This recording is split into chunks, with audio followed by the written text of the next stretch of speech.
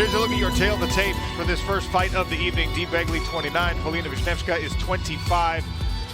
𝗘𝗨𝗥𝗢𝗣 is the taller fighter here. I already mentioned that 𝗘𝗥𝗢𝗣 did miss weight, a pretty significant miss.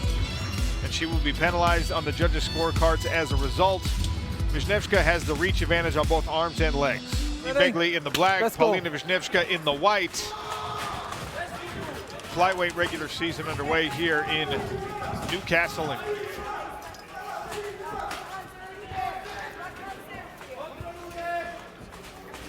I want you to keep an eye on the lead hand of Paulina. She's very good at using that as a measuring stick to hold her opponents back outside of their range where they can't reach her.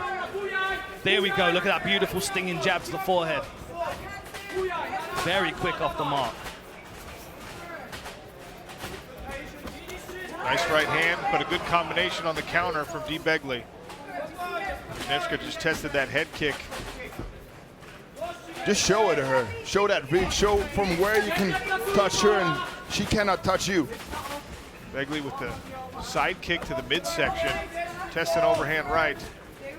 Different looks from both fighters here. I wonder in this fight if 𝗘𝗥𝗢𝗣𝗣 is going to open up with her striking, because she doesn't mind if this fight hits the floor. She would much rather be in top position, but of course she's going to be able to sweep and scramble and try and get to top position, especially if she thinks she's the stronger of the two fighters. There's a couple different schools of thought on a weight miss. Is it something you can use to your advantage? Is it an indication that your conditioning wasn't where it needed to be? Is it an indication of maybe an injury in camp? What's 𝗘𝗥𝗢𝗣𝗣 thinking on those terms right now, Dan? That's a good question. I mean, she really tried to make weight. She came down at 5 minutes to the end of the weigh-in to step on the scale. She did everything she could. Incredibly apologetic, and also very thankful of her opponent for accepting the percentage of her purse to step in there and fight her. The point deduction as part of the PFL Europe rule set for the weight miss translates to 𝗘𝗥𝗢𝗣𝗣 needing to win every single round or get a finish in order to progress to the playoffs. So it puts a little urgency on the Irish fighter here. A lot of urgency, especially given the fact that even if she wins 2 rounds, 10-9. Oh! Taking right hand there from 𝗘𝗥𝗢𝗣𝗣 has been looking back, and now the knockdown. Paulina 𝗘𝗥𝗢𝗣𝗣 pouring it on from the top. Good follow up from 𝗘𝗥𝗢𝗣𝗣. Look at that movement, hooks in. So smooth. Right to the back and continues the strike. Got the half Nelson on the left side. You don't see that as often in mixed martial arts.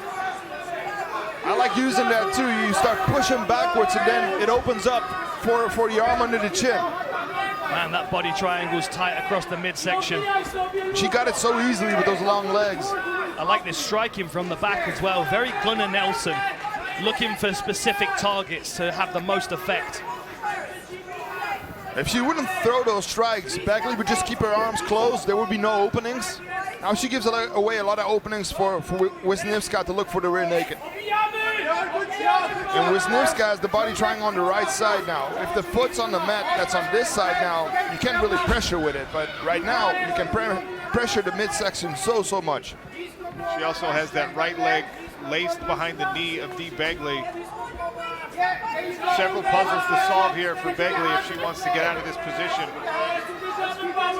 These are good strikes from this position. Now threatening the neck. Paulina 𝗘𝗥𝗢𝗣𝗣, 90 seconds remaining here in round number 1. She's doing a lot of damage from this position, something you don't see a lot. Bloody nose here for 𝗘𝗥𝗢𝗣𝗣. She's got the arm around the neck. Good work by 𝗘𝗥𝗢𝗣 to keep control of the left arm of Paulina 𝗘𝗥𝗢𝗣𝗣. Trying to roll into her now, but the body triangle is too tight. 2-on-1.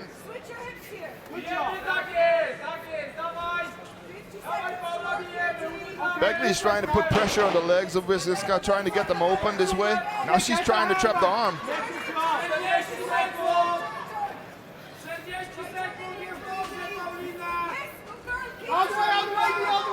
She's gonna roll into her. She's gonna end up in the guard, I think. Nice elevation there by 𝗘𝗥𝗢𝗣𝗣𝗣𝗅. This is a good control from Wisniewska. Those Although, long legs. Yeah, body triangle starting to feel some pressure though. Look at the toes just tucked into the back of the knee. Credit to 𝗘𝗥𝗢 for the strong defensive work. This is a long time in a single round to have to deal with this kind of a problem on your back. Especially after, you know, that knockdown. Then ending up in this position. Good job to survive the first round. Let's go. Paulina Wisniewska in the white.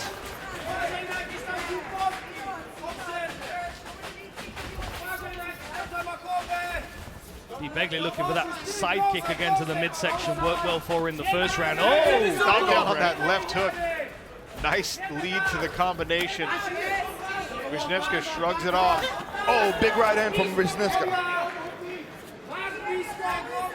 Interesting, now she's clinching. Good head position here, but that shows you that she feels confident from that first round being on the ground. Oh!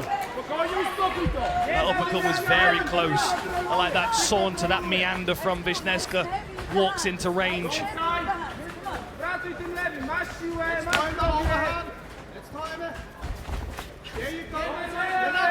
Popping in again, lead high leg, followed by the overhand right.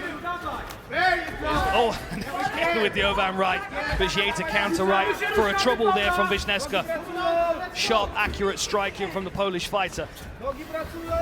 𝗘𝗥𝗢 giving that lead leg for Paulina to look at and then trying to hide overhand right behind it. Polish fighter's wise to it so far.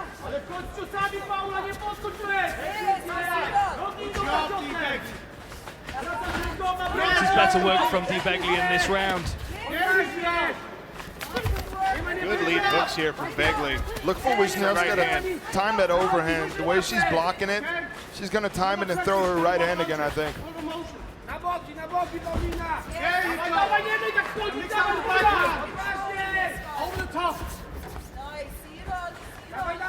So now 𝗘𝗥𝗢 is the one moving and counter striking. Paulina's starting to follow a little bit, and this is making. Oh, that was a beautiful right hand.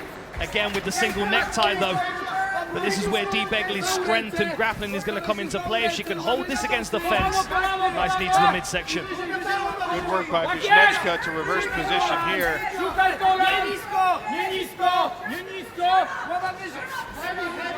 It's always a difficult spot to be in as the taller fighter. You want to get your forehead under the chin of your opponent, but being that much taller, it's not an easy thing to do. Stefan Struve, what do you know about being the taller fighter? A thing or two. It happened a couple times in my career. Strong body lock here from Paulina Wisniewska. She's really hunting for the takedown now. Round two, halfway gone. Sharp knee to the midsection. Yeah, That was a good knee. That got a reaction from 𝗘𝗥𝗢.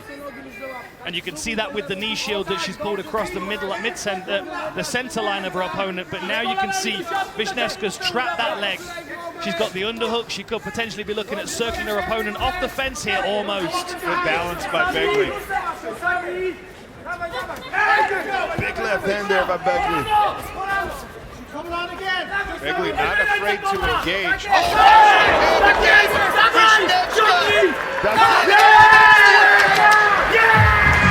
Paulina Wisniewska with the second round stoppage. He can help us walk through some replays here. Couple of times, Big John, that right hand found its home. Here's a look at our tale of the tape for this bantamweight contest. Alexander Luster, 26 years of age. Alfred 𝗘𝗥𝗢𝗥, only 19. Luster is 3 inches taller and has a almost 3-inch advantage on the arms. What? 3 5-minute rounds potentially. A spot in the PFL Europe playoffs coming up September 28th in Glasgow. Beautiful combination to start things from 𝗘𝗥𝗢𝗥. There's the power immediately from 𝗘𝗥𝗢𝗥. You can see that speed as well. I mean, he really throws with everything in those shots. Bad intentions, but there's the heavy low kick from Luster, and that can really dismantle your lower base. Exchange of jabs there. There's another look at that low kick. 𝗘𝗥𝗢𝗥 offers one and a great level change, but now threatening the neck. Doesn't have it. Luster settles into a guard here. Oh, nice. Stacking the leg. On a knee bar, potentially. Inside heel hook. Got it locked in. Nasty, nasty. Can he isolate the knee, though? He's lost the knee line. Lost the knee. He was cranking on that, and now he will attack the other leg of 𝗘𝗨𝗥𝗢𝗣𝗘'𝗦. Now he's got straight foot lock, straight ankle lock. Very difficult to do in MMA, but useful to get on top. And now 𝗘𝗨𝗥𝗢𝗣𝗏 with a guillotine attempt, but it looks like he's going to lose this position. And he could potentially be caught in a Von Flue choke if he's not careful here. We've got good pressure here, good shoulder pressure, but Lustre doesn't... Is he thinking about this Von Flue choke? We saw one in the first regular season from Daniel Michelli. Could this be the second one of the regular season? Good positioning with that knee to the hip. Makes it very difficult. 𝗘𝗨𝗥𝗢𝗣𝗏 still staying on that neck as well. Is he going to try and recover this guillotine? I would be removing that arm if I was him. Try and build a frame here. Lustre all the way into side control, and actually was in the crucifix there for a moment. Smooth for the work, mount Lustre. instead. Oh, nice. Very slick. Got it I locked think he's in. got that. They'll switch it to the short choke, now back to a rear naked. That's a tight squeeze. That's it. Got it. I think Going out. 𝗘𝗨𝗥𝗢𝗣𝗏 with the tap. Alexander Lustre in 2 minutes. The leg attacks and ended up on the back. Beautiful job there. Good takedown by 𝗘𝗨𝗥𝗢𝗣𝗏. Gets the butterfly hooks in. There he goes attacking the leg of 𝗘𝗨𝗥𝗢𝗏, who had good defense because at one point the heel hook was really tight. Look how smooth he does this. Immediately gets the hooks in, and the arm already is around the neck. Gets the hand behind the back of the head of 𝗘𝗨𝗥𝗢𝗏, and there's only 2 options here for 𝗘𝗨𝗥𝗢𝗏: go out or tap out. Beautiful job done by Alexander Lustre.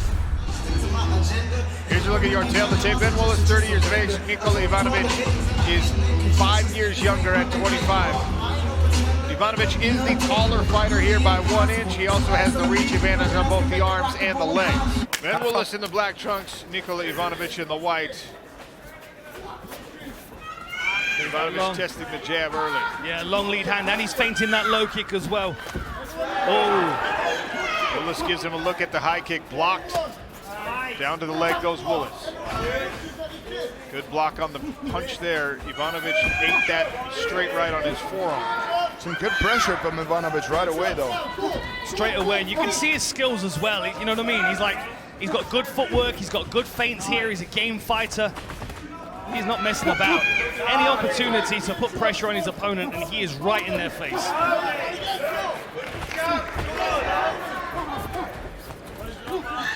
Good pressure here.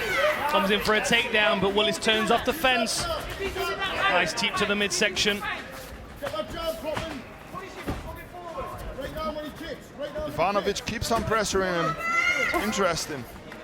When you're fighting a striker like Willis, takes a lot of guts. Yeah, that teep to the midsection as well. You can see the redness on Ivanovic's chest already. That can really mess with your cardio, with your conditioning. Willis already scoring some points on that lead leg of Ivanovic as well. That'll compromise movement, and there's the switch of stances. Don't know if that was part of the game plan already or if that was a result of the abuse. Good jab from Ivanovic. Good right hand snuck through there for Ivanovic.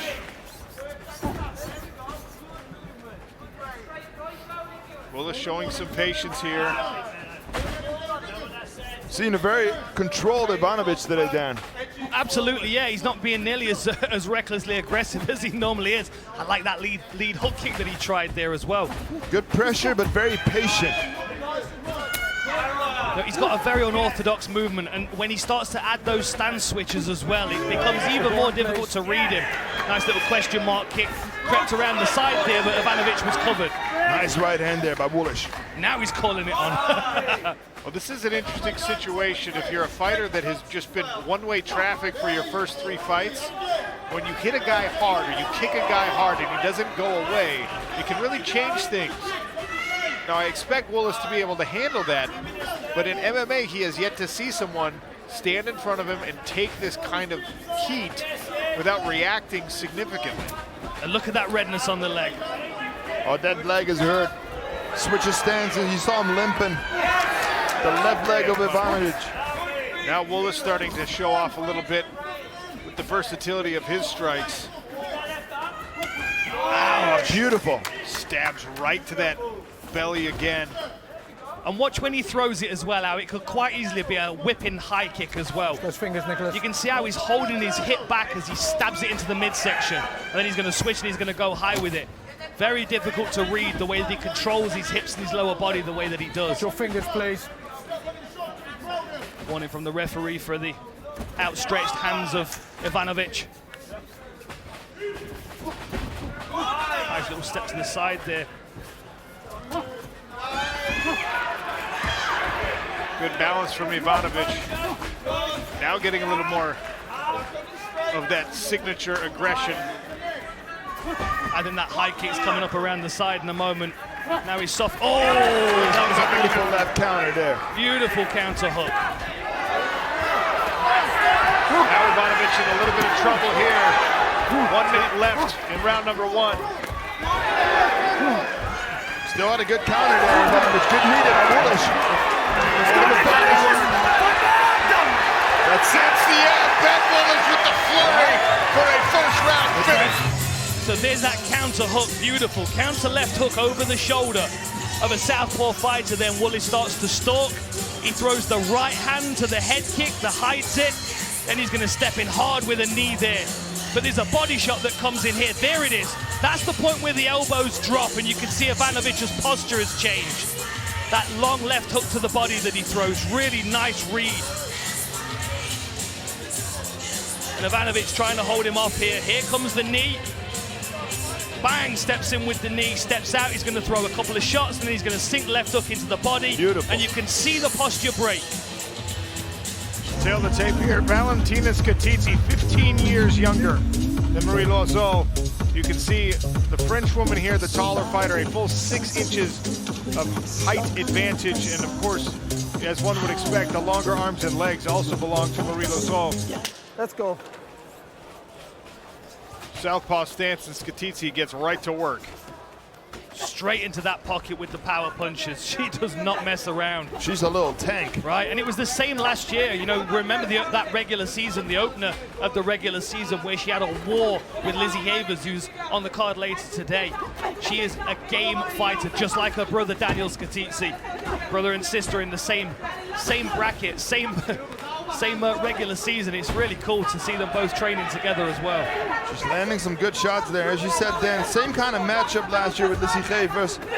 Her opponent tried to take her down, Dan, but she wasn't successful. Good pressure here by 𝗘𝗦𝗥𝗢𝗣𝗘. The chopping right hands get through to a longer one. Mirela Vargas trying to keep 𝗘𝗦𝗥𝗢𝗣𝗘 out at the end of the punches, but 𝗘𝗦𝗥𝗢𝗣𝗘 having none of it. So difficult, especially when you've got someone that's shorter than you. Even if they can threaten with a takedown, it can make it very difficult to judge what your reaction should be. Do I jab? Do I sprawl? Do I move away? You know, you've got to make a decision at some point, and sometimes it can be the wrong one. And when 𝗘𝗦𝗥𝗢𝗣𝗑's wading in with power punches, you have to be very careful. It's a style that's near and dear to my heart. How come, Sean? How come? Just fun to watch, Stefan Struve. You were. A lot of fun to watch, my man. Weigh-ins and fights, Sean. 𝗘𝗦𝗥𝗢𝗣𝗘 now pressuring, but Loiseau does a good job with that underhook. Swapping positions here along the smart cage barrier. 𝗘𝗦𝗥𝗢𝗣𝗘 gets the leg between, uses that to leverage over, and now the left hand goes to work. Good short shots on the inside here, and Loiseau's arm is trapped over the back, over the head of 𝗘𝗦𝗥𝗢𝗣𝗘, which means she's only got one hand to defend herself, at the same time as trying to keep herself from a bit collapsed down into that corner of the fence where she's going to struggle to get back up. She wants to let go of that head and use it to push herself up. 𝗘𝗦𝗥𝗢𝗣𝗘's using her weight and pressing Loiseau against the fence to keep her there. Back to her feet, both feet on the ground, I should say, for Mirela Vargas. 𝗘𝗦𝗥𝗢𝗣𝗘 trying to circle to the back here. She's trying to squeeze herself to the back with pressure. You can see Loiseau doing a good job of staying square to her opponent, keeping her base low, so it's making it difficult for 𝗘𝗦𝗥𝗢𝗣𝗘 to put her to the floor. She can put a ton of pressure with her legs. Tree trunks for legs. Halfway through round number 1. Women's flyweight regular season contest here. It's good head decision as well by 𝗘𝗨𝗥𝗢𝗣𝗘'𝗦. Bilingual corner as well, it's worth noting. We've got Italian from the brother Daniel 𝗘𝗨𝗥𝗢𝗣𝗘, and then we've got English with a beautiful Irish accent from Dave Roach, the coach of SPG. This is good work, and she's in her corner as well, which is ideal for coaching.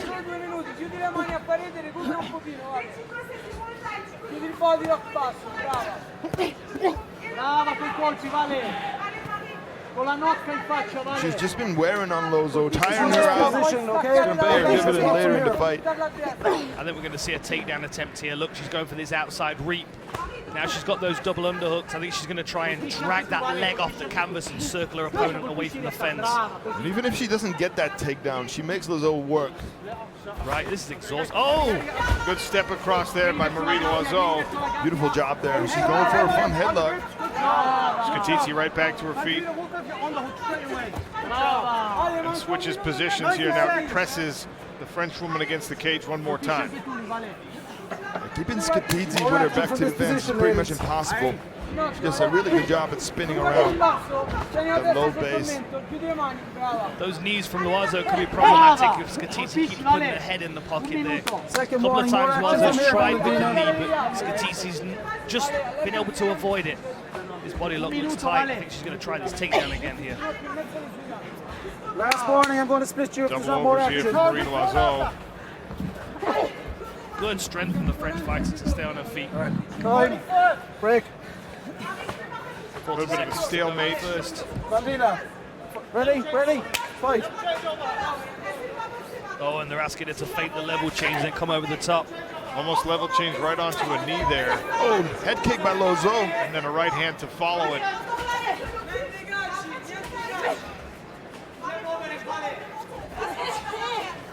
Figured it worked, tried again, but 𝗘𝗨𝗥𝗢𝗣𝗣 saw it coming this time.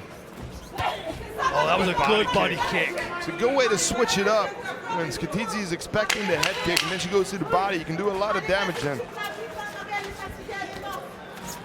Valentina 𝗘𝗨𝗥𝗢𝗣𝗣 Don't grab definitely the cage. hard to put away. End of round 1 here. For round number 2, we'll bring in Big John McCarthy. How'd you score round 1, Big John? That was a simple one for me, Sean. You got to give that to 𝗘𝗨𝗥𝗢𝗣 10-9. She was in control of the round. She landed the better shots, better grappling overall. So we'll see what happens here in the second. Aggression once again from 𝗘𝗨𝗥𝗢𝗣𝗑. She just missed with the big left hand, but connected this time. Loiseau found a nice weapon in her right leg. She's timing the knees, she's throwing the kicks. Eats a right hand from 𝗘𝗨𝗥𝗢𝗣𝗑, who continues to bowl forward. Let's go forward now by Loiseau. It's really difficult against a fighter like 𝗘𝗨𝗥𝗢𝗣𝗑, who just keeps pressing forward. It was a good outside low kick from 𝗘𝗨𝗥𝗢𝗣𝗑 there. Brought redness on the lead leg of Mirela Vargas straight away. It's a good way to mix it up by Loiseau. Don't just go to the body or the hat. 𝗘𝗨𝗥𝗢𝗣𝗑's switching stances here as well. Now she's in an orthodox stance, which has taken away that body kick that Loiseau was starting to have success with. Ran herself right into a straight right. And it's a downward straight right because of the low stance of 𝗘𝗨𝗥𝗢𝗣𝗑 and the height advantage of Mirela Vargas. Changes the angle on that punch pretty significantly. And now she switched back to southpaw, but you can see 𝗘𝗨𝗥𝗢𝗣 circling away from that power kick and now back to orthodox. I expect her to feint a level change here and come over the top with that right hand. That's what the corner have been calling for. Ooh, jab there by 𝗘𝗨𝗥𝗢𝗣𝗑. She's got to be careful because Loiseau is able to place those punches on her face even as she's moving in and level changing. Nice uppercut. Angle uppercut there. Put a right hand over the top from 𝗘𝗨𝗥𝗢𝗣𝗑.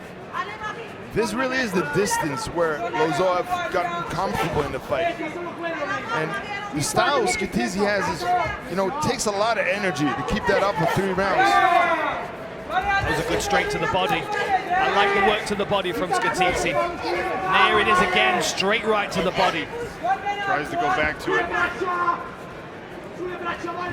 Once again to that southpaw stance. Got to be careful trying to sweep that kick away and exposing your head.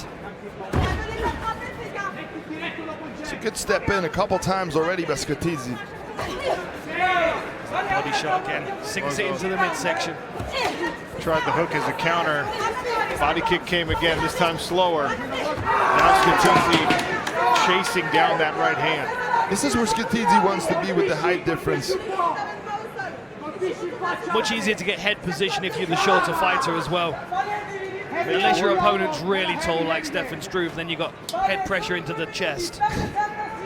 He's not that tall. He is for me, Sean. I'm only like 5'6". Sean, you wouldn't be able to reach my head.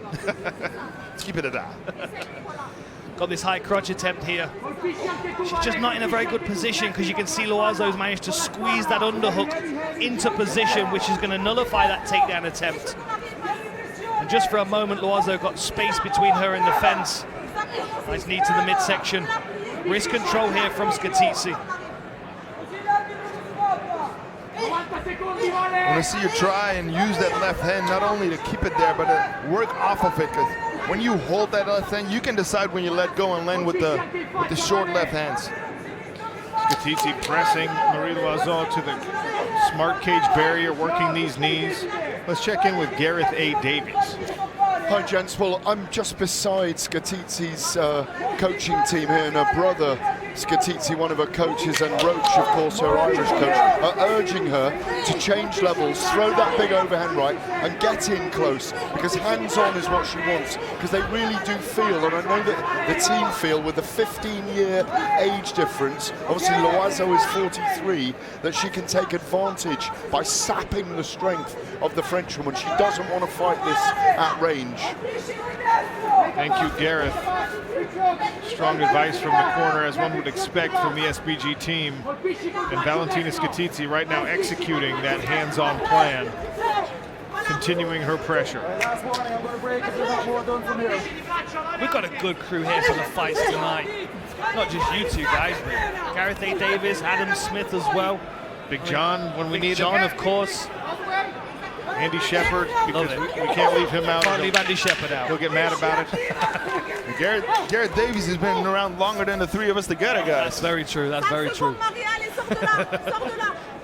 probably be a good corner man at this stage. Let's go. 5 more minutes, potentially. 𝗘𝗨𝗥𝗢𝗣𝗑 comes out this time in the orthodox stance. Who's got most left in the tank? Who wants it the most in the third round? It's really a mental fight when it comes to this. Big John McCarthy, does Mirela Vargas need a finish in round 3? Absolutely, Sean. In my opinion, she absolutely needs a finisher, because 𝗘𝗨𝗥𝗢𝗣𝗑 has taken the first 2 rounds. She's up to 2018. The real problem she's having, and I'm seeing, she's having a problem with the length of Loiseau when she gets into her. Loiseau's so long that when she goes to elevate, she's scraping the ground, scraping against the cage, and that's keeping her on her feet. She's got to figure out a way to get her down to the ground. Thank you, Big John. It was a good knee by Loiseau. He saw her grab that clinch. She's doing a good job fighting long now in this third round. And it's a good point by Big John. Of course, 𝗘𝗨𝗥𝗢𝗣𝗑's pressuring into the fence and trying to somehow elevate or reap the legs of Mirela Vargas to get this fight to the floor. But because of the height of the French fighter, she's always able to get a foot to the floor and maintain her balance. Valentina 𝗘𝗨𝗥𝗢𝗣𝗑 is throwing. There's the power. It's the second overhand right she has landed here in this third round. Mirela Vargas refusing to go away. Oh, nice front kick right up the middle. Man. We saw last year that 𝗘𝗨𝗥𝗢𝗣𝗑's got an incredible chin on her. Took it like it was nothing. She's got some swelling over that eye as well. She keeps getting caught with that sniping right hand of Mirela Vargas. It doesn't seem to be discouraging her too much. Oh! We saw in her fight with the Dakota Ditchy fighter, she doesn't care about that. She doesn't care about her eye being shut. She will keep on fighting. Her eye was completely closed in that bout, and she still didn't like the stoppage.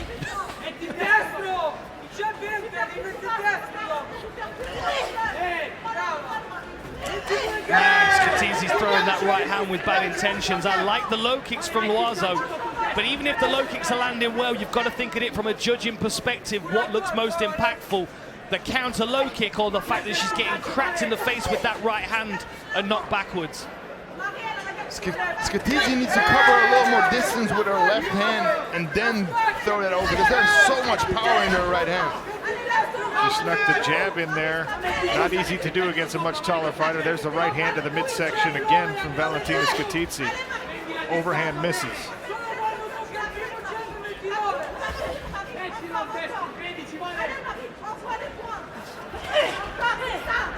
We've got lead body kicks here now from Mirela Vargas. Oh, good timing on the level change. Great sprawl here by Valentina 𝗘𝗨𝗥𝗢𝗣𝗘. And a corner choke from 𝗘𝗨𝗥𝗢𝗣𝗘 maybe. Oh, this could be dangerous. Vargas trying to back her way out of this. And she dragged her down. And she's got knees as well. She's got to be careful here. Now the hand's down. She can't throw knees. But she does have that figure four position locked up. Hands off the mat. Knees are again available to her. Got to wonder, hands down again. You've got to wonder if this coaching's coming from a corner team. I would imagine it is. Final 90 seconds of this women's flyweight regular season fight in Newcastle, England. She let go of the anaconda. She still got a front headlock though. Head and arm. Going back to it, but her arms are not long enough. I wonder if she could break her posture here and drag her down. I'd be tempted to switch to either a guillotine or a tie clinch and try and get to receive some knees as she postures up. Oh, good knees from Loazo. 𝗘𝗨𝗥𝗢𝗣𝗘 coming over the top and round the sides. Driving in with that body lock again. 45 seconds to go in this last round. It's a good knee to the body there by Lozo. It's about time we gave the judges something to do tonight. Well, they got their work cut out for them in this fight. Very close. I think Mirela Vargas is going to look back at this fight and see ways where she could have edged her way back into this fight at times. She's going to see how effective those body kicks were, but Valentina 𝗘𝗨𝗥𝗢𝗣𝗘's been aggressive and oppressive all the way through this 15 minutes. And we're going to hear the 10-second clapper in a second. Final 10. 𝗘𝗨𝗥𝗢𝗣𝗘 continues to pressure. Trying to break and empty the tank. Nice. Ladies and gentlemen, after 3 rounds of action, we go to the judges' scorecards. All 3 judges scored this bout 30-27 for your winner by unanimous decision, Valentina 𝗘𝗨𝗥𝗢𝗣𝗘. Tail the tape for this contest. 𝗘𝗨𝗥𝗢𝗣𝗘, 32 years old. Thomas Grunwald is 30. 𝗘𝗨𝗥𝗢𝗣 is the taller fighter here, and as one would expect, reach advantage on arms and legs, favoring the taller fighter. Last year's bantamweight champion in PFL Europe. Man, I'm excited for this one. Both of these guys are so skilled and talented. See the footwork from Grunwald straight away. He's going to set up that level change when he can. Both guys connect there. There it is. Beautiful takedown attempt. He's got a single. Man, it would be a statement if he could take Kakarov down here. He's got some serious elevation. Just the tips of Kakarov's toes still on the mat. Man, it was enough though.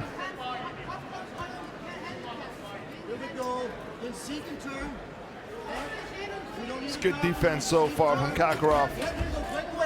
Strong turn there. Grab that body lock with the over-under. Couple of knees digging, one from Grunwald, one from Kakarov. You see Grunwald's keeping that left arm of Kakarov really tight. He doesn't want Kakarov to break.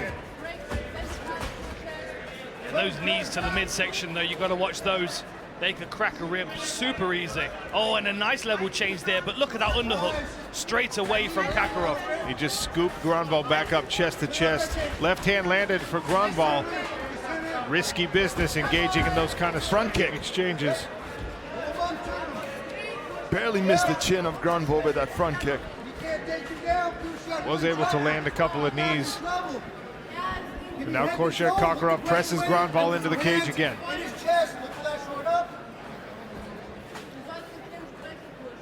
You can see from the back of Kakarov how much power fingers out the cage, Grunwald has. Right, driving him into the fence. Like a So it's worth noting that in the arena we have Dean Garnett here, who obviously is going to be facing the winner of these guys at the playoffs September 28th in Glasgow. There he is. I'd imagine he's making some mental notes here. I know that Dean is desperate to fight last year's champion, but of course if Grunwald beats last year's champion, he becomes the man with the target on his back. pressure now from Kakarov. Good job from Grunwald to reverse that forward momentum. Put Kakarov on the defensive there momentarily. The technique that really stood out last year, if you remember, guys, in Berlin, was the same side attack from Kakarov. Right kick, right hand followed. So difficult to defend. That's a nice right hand over the top from Grunwald. Both of these guys throwing incredibly hard. You can see the left side of Grunwald's face, some marking around that eye because Kakarov's right hand has snuck through a couple of times. It's a good jab there by Kakarov. Now he goes to the right hand to the body, follows it up with a right kick. Some of the techniques that Kakarov likes to use, absolutely incredible. He likes to throw a Superman punch and then follow it up with leg kicks. Very entertaining, but Grunwald is keeping the pressure on him, so it's difficult to do actions like that. Nasty low kick. Grunwald absorbs it with a spin.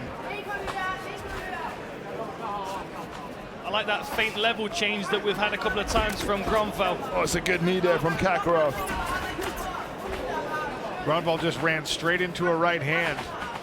Gonna have to get his head off that center line. Oh, nice kick on the counter. That right high kick. Wow. Good sprawl here from Kakarov. I think Grunwald felt a little pain on that kick. Right into a right hand again. Oh, that was a good kick. Glanced off the guard, but Grunwald's been covered for both of them, but they're still getting through. Power can still get through even when you're covered with a head kick. compromised the balance at the very least. And as you just said, Dan, he hides it behind the same hand. He hit both those kicks behind the left hand and then landed them.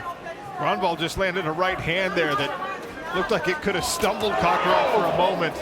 Good combination into a level change, right into a single. This looks like a takedown he could finish here if he runs that pipe with confidence. Good call, Dan Hardy. Grunwald's No got elbows. We wait for this. No elbows Kakarov to whatsoever. the seat of his pants for now. 15 seconds, 15 seconds. Just stay right there, keep him tight. It's going to be a confidence builder for Grunwald, knowing that eventually he was able to get this fight to the floor. In the first round is always going to be the most difficult to ground your opponent if they've got good wrestling. So, difficulties have been resolved. How'd you score round one? I absolutely have that for Kakarov. He was a guy that landed the heavier shots by far. A lot of big knees, and even the kicks that were blocked, like you guys said, they were having an effect. They were rattling his dome. 10-9 Kakarov in the first round. And almost at the opening bell of this round, you saw Tomas Grunwald sprint onto a right hand. Seems to be unfazed. That's what I was about to say, Sean. He just doesn't seem to be fazed by anything that's coming in his direction. If anything, those head kicks were the thing that got his respect the most as they bounced off his guard. 21 pro fights, hasn't been stopped yet. Now we understand why.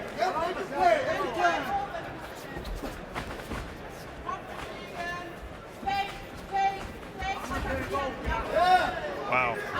Good timing on the knee. Kakarov is able to do a little more now. He's got his distance where he likes to. He's ducking that head, he's ducking that head. Goes up and cover knees. Dennis Davis calling from the corner. Kakarov to get the timing on that dip of Grunwald's head. Good level change there by Grunwald to tie Kakarov up. Man, the power on that body shot. So what you can see happening here, you can see the overhook on this side for Grunwald. That's what's keeping him attached to his opponent right now. Really what he wants to do is circle himself around, so he's putting his opponent up against the fence. Right now, these knees to the midsection from 𝗘𝗨𝗥𝗢𝗣, though, are really causing some issues, and you can see how he circled that one in as well. He's very, very clever with the way that he applies these knees. Position. Cleaner work.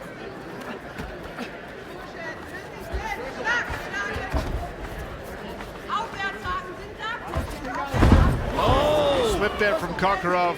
Scrambles right back to his feet before Gronvall could take advantage of it. Man, he was so quick to dig that underhook to stop Gronvall taking his back. His instincts are very, very elite.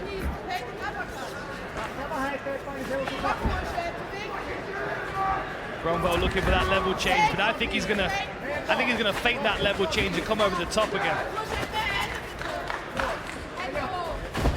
Man, he's walking through these shots from 𝗘𝗨𝗥𝗢𝗣. Nobody did that in 2023. Just an incredibly stiff jab, and Gronvall shrugs it off. And there's a right hand. Really good right hand. A lot of power there.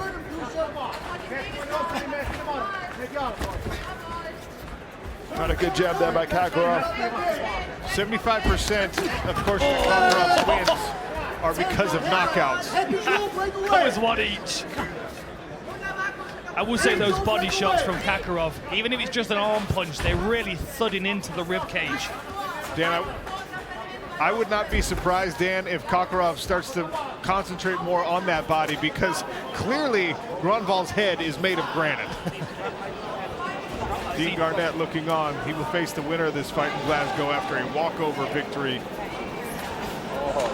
I wonder if this fight's going the way that Dean Garnett expected. And Gronvall's still just moving forward. He has not been deterred by anything coming in his direction. That was a nice level change, but the fact that he went for the double leg allowed 𝗘𝗨𝗥𝗢𝗣 to sprawl. It's a good knee there by 𝗘𝗨𝗥𝗢𝗣, getting back up.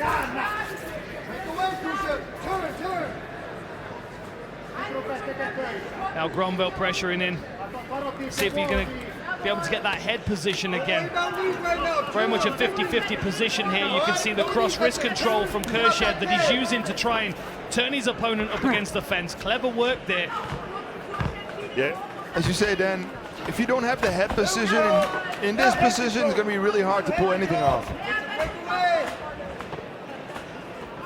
Gronvall digging another underhook. Now he's got double underhooks. Can he do anything with this? This is where the height advantage of 𝗘𝗨𝗥𝗢𝗣 comes into play. He needs a lower body lock.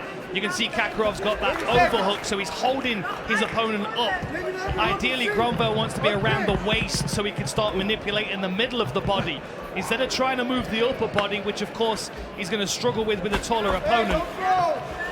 𝗘𝗨𝗥𝗢𝗣 looking for a trip, but got denied there by Gronvall. Fingers out the cage, 𝗘𝗨𝗥𝗢𝗣. Keep the fingers out. Another warning from the referee there for grabbing the fence. He's got to be careful. A point deduction here could be crucial on the scorecards. More shots to the body. 2 rounds done. Camp without getting injured. Third and final round. He was champing at the bit to step in as well. He could not wait. Oh, man. There's another right hand. 𝗘𝗨𝗥𝗢𝗣 catches Gronvall coming in. Attempts that front kick high again, but Beautiful 1-1-2. and Gronvall eats it, and another. This guy does not mind the damage. It's a good right hand there by Gronvall. Oh, beautiful front kick to the face by 𝗘𝗨𝗥𝗢𝗣.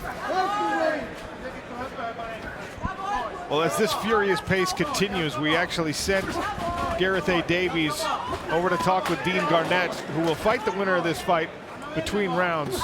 Gareth, what kind of insight did you get from Dean? Well, Dean's watching it intently. Mr. Garnett's watching it with absolute intent. Of course, he faces the winner, but he says that 𝗘𝗨𝗥𝗢𝗣 overcommits, that he opens up too much, and you can see those counters coming from his opponents every now and again and being very successful. He says he will expose his style. He is suitable for victory. Wow! Man, that was a sniping right hand. Sorry, cut you off there, Gareth. Punch. Beautiful time in there. Follow up on the ground. It's a great stoppage. Tail the tape. Mark Ewing, 25 years of age. Claudio Picella is 24. Both of these guys on the rise in their careers. Ewing, the taller fighter, 6 foot even, is fairly tall for this lightweight class. He's got a 4-inch advantage on the arm reach, but the longer legs belong to Claudio Picella. Touch of the gloves, and we are underway. 155-pound showcase bout. 2 hard low kicks from Claudio Picella. Buckle up for this one. Man, I've had so many people message me about this fight. Big fans of both of these fighters for different reasons. The potential of Mark Ewing, the style of fighting, the warlike style of fighting of Picella. He's getting a good read on Mark Ewing right now, though. He must know how sharp he is. Trying to get a good read, trying to see what his opening attacks are while chipping away at the lower leg. Nice work by Picella to continue circling, not get frozen along that barrier. Ewing's looking so calm. Picella's already landed 4 low kicks. Right, and a bit hard low kicks as well. And you can see all these feints from Mark Ewing as well. Lots of twitchiness. You just don't know when he's going to actually fire a shot or whether he's just trying to push you around the cage. An exchange of right hands. Ewing took the shorter route and went with the straight right.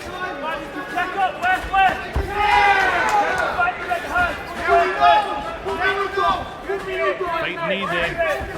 Testing the guard. I also like very much how Mark Ewing steps through with his strikes as well. Landed a body kick and then the jab on the way back.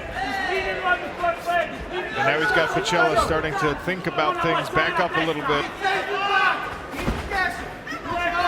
The right hand immediately had Picella pawing at his face, maybe a crack on the nose.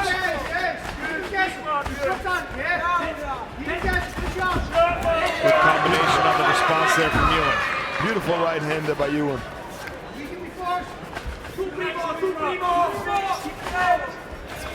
Tries with the overhand, lands with the jab, lands with the calf kick, but kind of checked by Mark Ewing. Oh, there's the right hand over the top.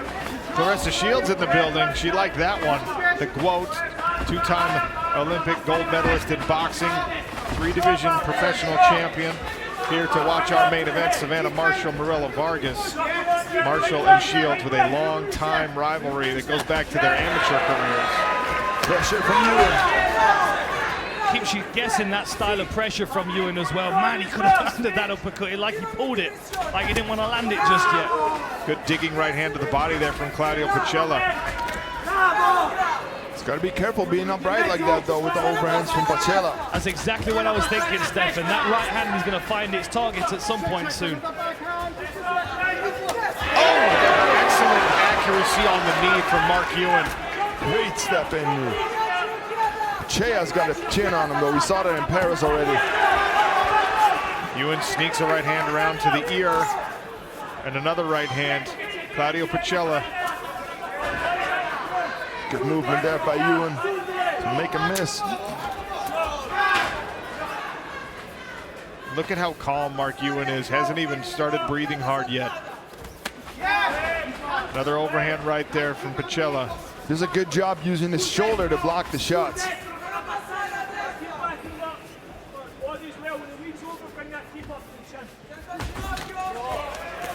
Nice, good return from Picella. Oh! There's the power. Is that right hand? Wobbled him. That one got Ewing's attention. Picella smelling a little bit of blood here. Can't get too desperate. This is where he's dangerous, though, when he's got you squeezed up against the fence. When he starts to step in with power shots. Another right hand landed. Claudio Picella has Mark Ewing a little bit wobbly, but he ate a right hand in the middle of it. Trying with that right hand again. Got him hurt.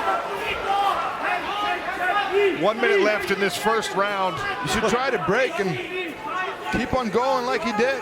Man, this is giving Mark Ewing time to recover. I imagine he's going to try and hold on to him best he can here. It's been a good round for Mark Ewing so far, but that right hand was very, very significant.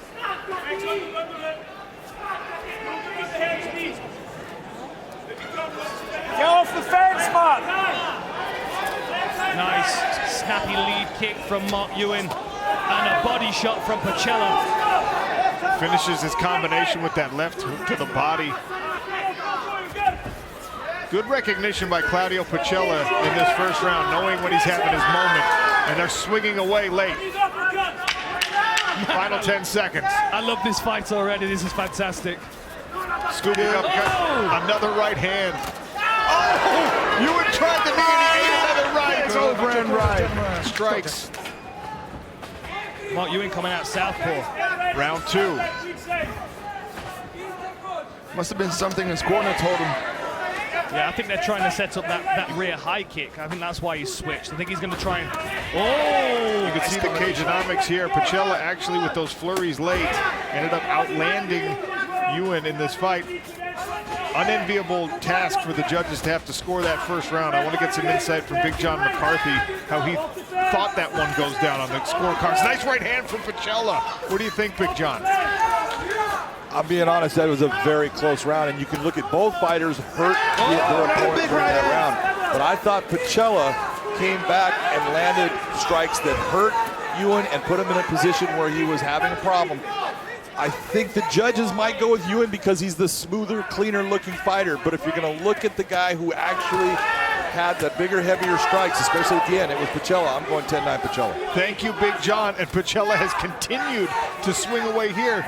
Now you got to start questioning pace and start questioning conditioning because he's trying to throw knockout blows with every strike. But some momentum, I think, in the favor of Claudio Pucella, even as Ewan lands his counters.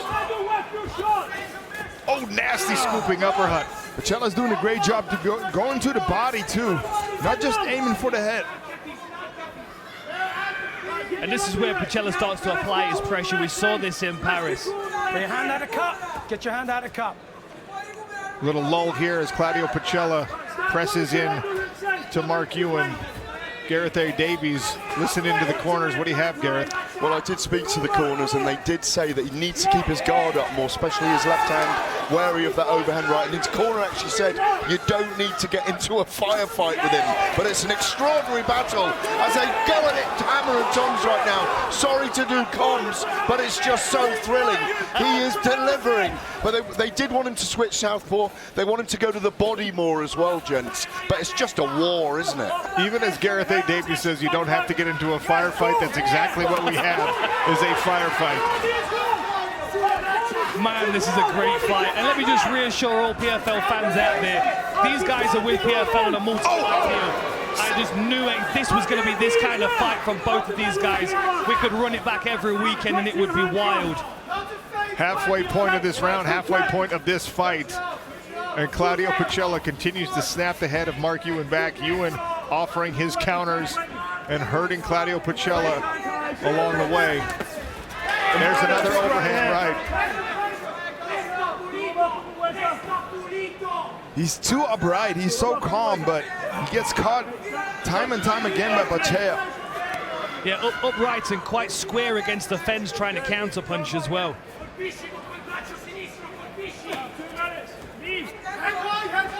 Sometimes, and you know this better than I, both of you, but one of the great dangers when you're incredibly calm and you feel like you're the more technical fighter is you end up watching your work. And Claudio Pucella has taken advantage of that in a couple of different situations here, just throwing. But we got a good measure on Pucella when he fought in Paris. We know how tough and gritty he is, but we're also seeing a really strong skill set being applied right now. Nice counter punch there from Mark Ewan. Bought him a little bit of space to breathe. And give credit to Ewan because he's far from just a finesse fighter. He has eaten a lot of big right hands, and he is still coming. A lot of toughness on display from the undefeated fighter out of Scotland. Good job by Ewan to go to the body as well. Pucella obliges and offers one back.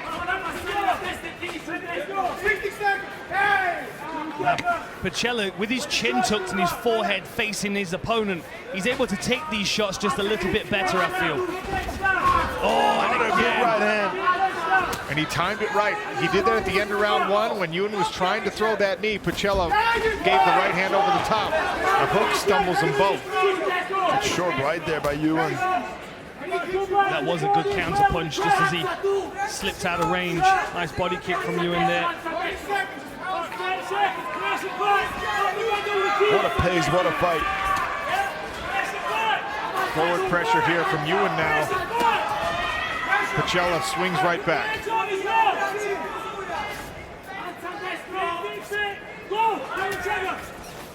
Mark Ewing now is taking control of the center. That's the 10-second clapper. Another good round potentially for Claudio 𝗘𝗨𝗥𝗢𝗣𝗚, depending on how the judges are seeing this. 𝗘𝗨𝗥𝗢𝗣𝗅 catching his breath. Here on the desk, Gareth A. Davies reporting from the corners. Man, I think we might need to bring in John McCarthy if we can. I would love to know what his thoughts are on the scoring. This is where judges earn their money, and this is where Big John McCarthy gives us those insights. How do you score through 2 rounds, Big John? You know, it's such a close fight, and there's so many good exchanges here, but I'm going with 𝗘𝗨𝗥𝗢𝗣𝗅 again. He hurt Mark Ewing in this round twice. Ewing came back and looked good near the end of the round, but he wasn't landing the shots that were the same as far as the intensity, how heavy they were. I'm giving it to 𝗘𝗨𝗥𝗢𝗅. Right now, I think Mark Ewing's got to look at getting a stoppage to get this win. Thank you, Big John. Mark Ewing's corner calling to hit their fighter with some urgency, maybe feels the same way. Remember, Ewing came into this undefeated as a pro, 5-0, 4 knockouts, 1 submission.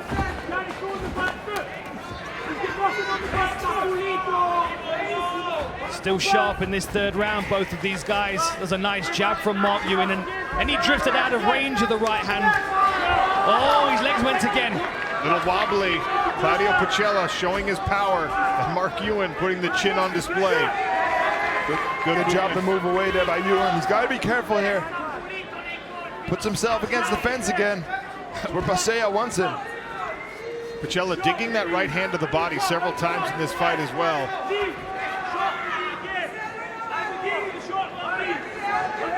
Look at the thumbs out of the glove.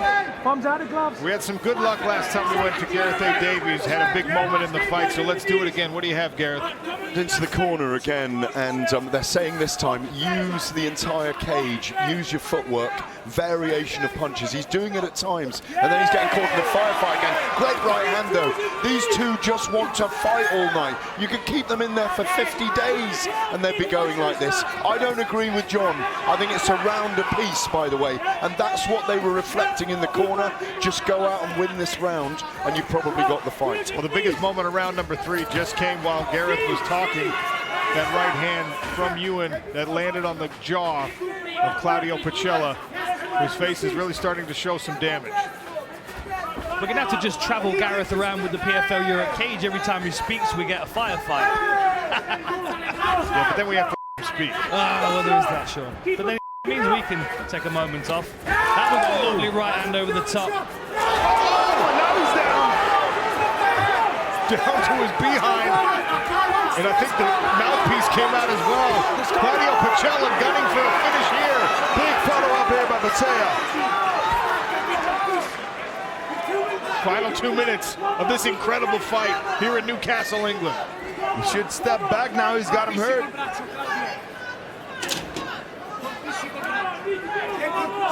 Good head position here. 𝗘𝗨𝗥𝗢𝗆𝗅 spent so much more time in this position in previous fights. I expected him to use the clinch a lot more than he is doing. He's just getting a brief respite here, but of course he's landing really good shots. Now Mark Ewing looking for a takedown. Interesting change of tactics. 90 seconds to go. Now Ewing secure a takedown and the submission in short time. That's a big question. I don't know how either of these fighters would be able to be certain of how they're doing on the scorecards. So you can see Mark Ewing's got this hook around the back here. He's driving in, but you can see his posture's broken. Look at the curve down his spine. He needs to get that head position so he can drive into his opponent better. Currently he's got control of the leg, but you can also see 𝗘𝗨𝗥𝗢𝗆𝗅's doing a good job defending. This overhook is a key here. It's keeping Mark Ewing up against the fence as opposed to level change and trying to attack the legs. Claudio 𝗘𝗨𝗥𝗢𝗆𝗅 is able to circle off. Ewing shoves him away and throws the jab. Tests that high kick. Back to the overhand right and then digging to the body. Claudio 𝗘𝗨𝗥𝗢𝗆𝗅. 30 secondi. Claudio, 30 secondi. 30 I don't speak Italian, but I think that the corner of 𝗘𝗨𝗥𝗢𝗣𝗑 are telling him to break. 20 seconds left, they're telling him to break. But Mark Ewing, good job here with the head position. Really driving in. Close run, but 𝗘𝗨𝗥𝗢𝗣𝗑 did get that knockdown. Right. You've got to use his position, gentlemen.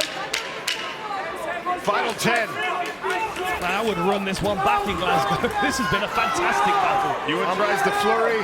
𝗘𝗨𝗥𝗢𝗣𝗑 gives him the point and rides it out to the final bell.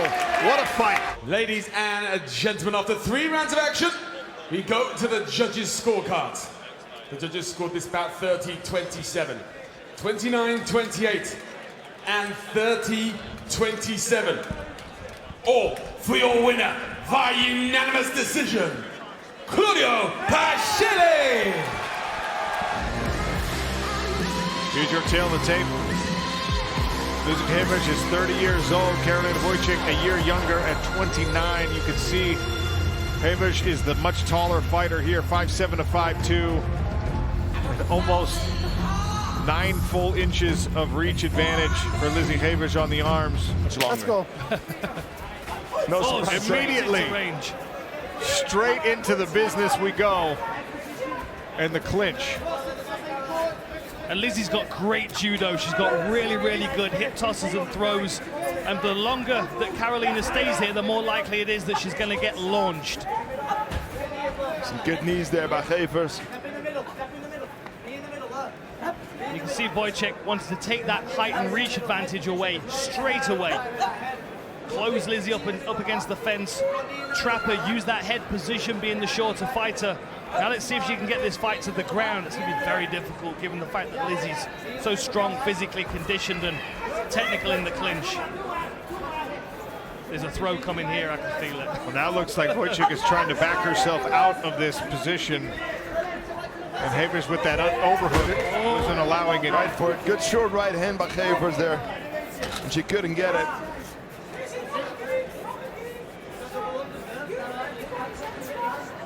Would like to see more of the striking of 𝗘𝗨𝗥𝗢𝗣𝗑 though this fight. Wojcik does not want to see more of that striking because she's maintaining this body lock. Demanded her enemies, calling for more knees from 𝗘𝗨𝗥𝗢𝗣𝗑 in this position. That's why we brought you in, Stefan, so you can translate the corners for us. There's Paulina Wiśniewska. She awaits the winner in Glasgow, September 28th. Tickets already on sale, PFLMMA.com. It's so cool when you can sit and watch your next opponent's fight on the night that you've just won. That's a tight body lock there from Karolina. Some strikes from Lizzie there were able to open up the grip. Second morning fighters, using her, I'm going to disengage you. But what we're seeing here, look, we're seeing this overhook of Lizzie. Now, most of the time, people don't want the overhook, but they want the underhook. But given the fact that Lizzie's got such good judo, she can utilize this overhook to launch her opponent. But you can see now Karolina's level change. She's on a single leg, which makes her height come into play a lot more, given the fact that she's shorter, more compact. We saw 𝗘𝗨𝗥𝗢𝗣𝗑 try to step across with that overhook and throw Wojcik twice. Okay, ladies, let's break. 𝗘𝗨𝗥𝗢𝗣𝗑 tried for an 𝗘𝗨𝗥𝗢𝗣𝗑, but Wojcik countered it by going for a single leg, but neither could finish it. Straight back to the clinch. Karolina doesn't want to play with those striking skills of Lizzie. A couple of times there, Lizzie's gone for the judo throw, and she's not been able to get it because of the low center of gravity at the base of her opponent. Not easy to toss a fire hydrant, even if you have good judo. Very true. Goes to the inside reap there momentarily. It's important in these positions to be striking. Lizzie's doing a good job here. Every time there's an opportunity, she catches Karolina with a few shots, and if very little's happening in these exchanges, that's an easy way of winning on the scorecards, because of course damage is a high-scoring criteria. Control up against the fence is secondary to strikes. Oh, that was a good shoulder strike. I understand that 𝗘𝗨𝗥𝗢𝗣𝗘 wants to be in this position because this is her bread and butter, but Ворчак's doing a great job in the defense. I really want to see more striking today out of 𝗘𝗨𝗥𝗢𝗣𝗘. Stay long, throw the teep. She's got to extricate herself from the grasp of Karolina Wojcik in order to throw those strikes. Nice right hand.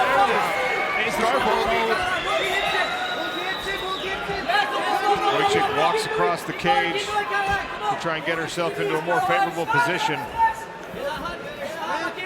Trying to end up on her knees. 𝗘𝗨𝗥𝗢𝗣𝗘's looking for an armbar, but Wojcik back to her feet.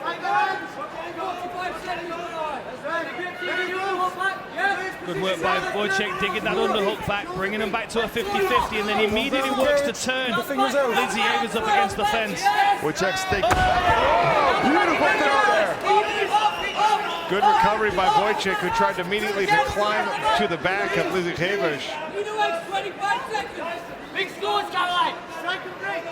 Big scores here, 𝗘𝗨𝗥𝗢𝗣𝗘. Wojcik got a little too comfortable when she thought she could take the bag, and then she got thrown by 𝗘𝗨𝗥𝗢𝗣𝗘. Keep scoring. Yes. That's an exhausting round in the clinch for both of these ladies. Final few seconds of round one. Karolina Wojcik in the black. Round two underway here in Newcastle upon Tyne. As we take a look at the stats. Good right hand there from Wojcik. A lot of stalemate, a lot of clinching in round number one. Big John McCarthy, how did you score it? The real grappling that was effective, the takedown by Evers. Beautiful job with that. She landed the cleaner strikes. I have her up 10-9. So Big John says Lizzie Avers gets round number one. And now she is trying to stay longer, pumping that jab out. Good low kick. That's what Jermaine and Durandam is asking of her. When Jermaine asks you something, you do it. That goes for everybody.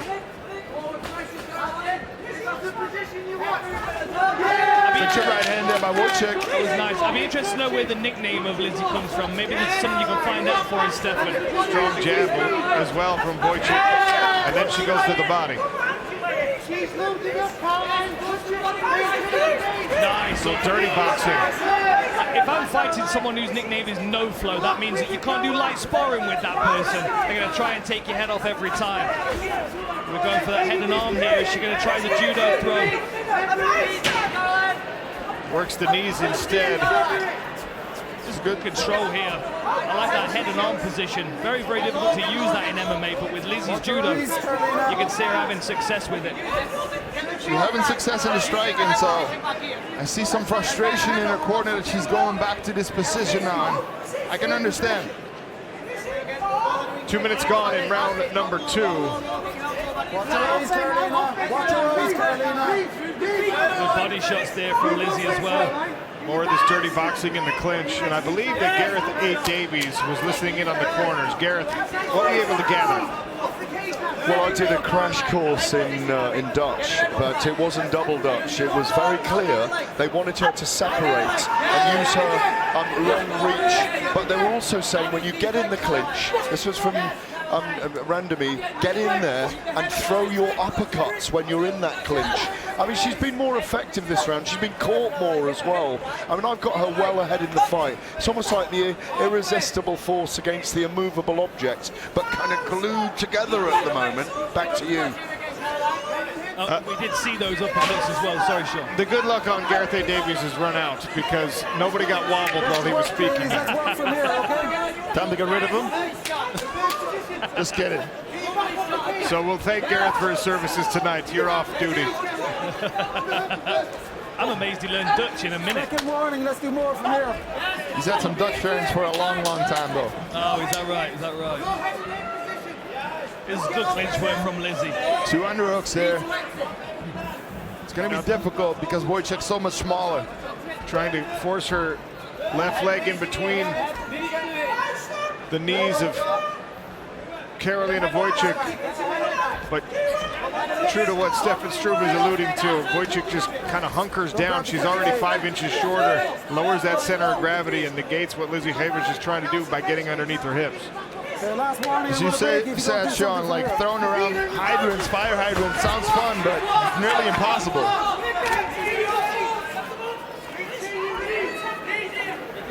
Better work from ৱojcik here. She needs to be more aggressive. She's clinching a lot. She's getting outstruck here. You can see arm strikes 30-12 for Lizzie. And a lot of these have been in the clinch, short range hooks and taps to the mid to the head. But it's the big shots when she gets a bit of space. She can land those uppercuts with the single necktie. That's really where Lizzie's having the best success in my opinion. She could do with some space here. And a big part why she's not having a lot of success here is the constant head precision of ৱojcik. Makes it difficult to outbalance her, get underneath her. All right, stop. 20 seconds. Lizzie with that real long reach advantage, quite clear in this spaced exchange. Last 10 seconds. Oh, and a good knee. Carolina says no, and lands a left hook of her own. Landed the overhand right as well, but Aiden's uppercut, 2 in the books. Let's go. I'm feeling self-conscious that I never learned that in 32 front fights. Yeah, but you had power, Sean. You were fine. You know, Sean, we are happy that you never learned that. And I think you are, because in the end, you won $1 million with that style. Lizzie Havers in the white trunks, Carolina ৱojcik in the black for one more 5-minute round here. And Big John McCarthy will tell us how he has it scored through 2 rounds. Big John. Well, through 2 rounds, I have Havers up 20-18. I think ৱojcik's got to do something different than just getting the clinch, because when she's getting in the clinch, she's not able to do a lot of effective fighting. She can't get her down. She has landed on some exchanges, but not the heavy strikes that you're looking for. So right now, I have Havers up 20-18. Good work by Havers. Every time ৱojcik tries to get close enough to throw that strike, the right hand comes or the jab comes, interrupting that forward motion. The power again from ৱojcik, but Havers connected as well. That time Havers overcommitted, ran into it, being goaded on now by ৱojcik. I love it. The battle for the PFL shield in the center of the cage. There should be bonus points for the longer time you can spend in that center circle, I think. Look at that footwork. Lovely work by Lizzie. That's where you can tell that there's Muay Thai expertise in her corner. That step across there, look, you can see it again. She lands a jab but eats a counter. Bloodied the nose of Carolina ৱojcik here. Nice right hand over the top, but Lizzie kind of took it on the side of the head. She was able to turn her head away from it. That Canelo style of absorbing punches, taking the power off of him. I was always good at absorbing punches, Sean. That was one thing I did master in my career. Preaching to the choir on that one. Big overhand right there by ৱojcik. She's landing the much better strikes this 3rd round. And it's all coming off of her motion, making Lizzie Havers try and chase her down, and then planting her feet and throwing. Better work there by Havers. There's a 1-2. Yeah, Carolina's just able to circle past the lead hand of Havers when Havers, oh, that was a good attempt. Maybe to the body next time, that might have landed better.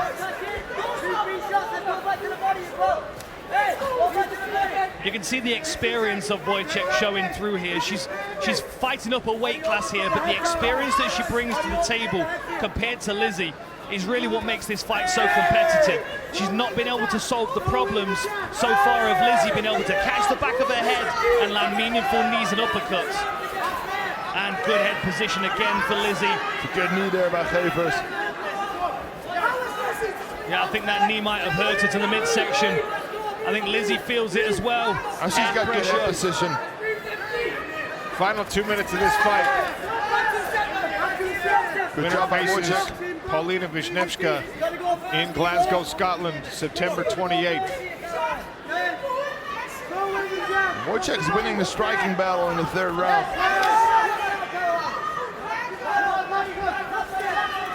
There's Paulina looking on.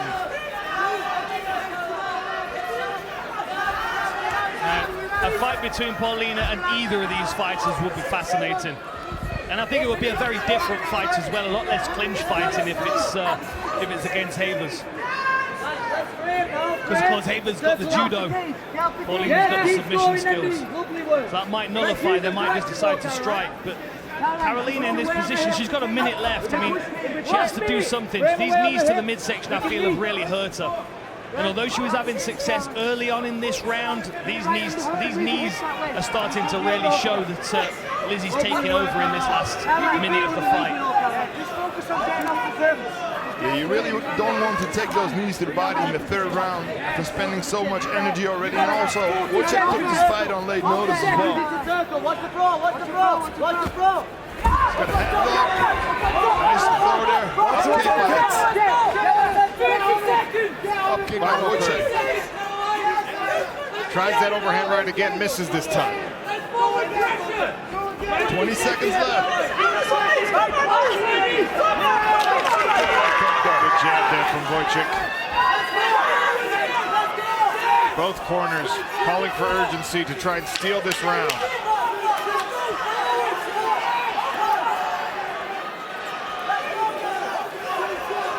They swing away to the final bell.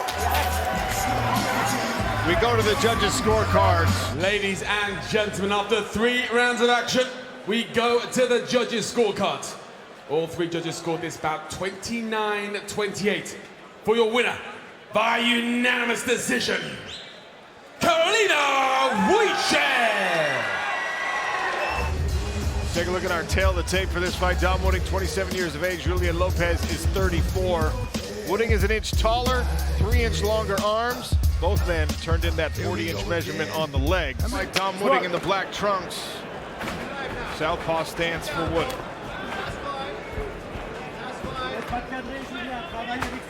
Straight away, Dom Wooding battling for the lead hand control. That's got to be something that Lopez was expecting. The winner of the lead hand controls the jab.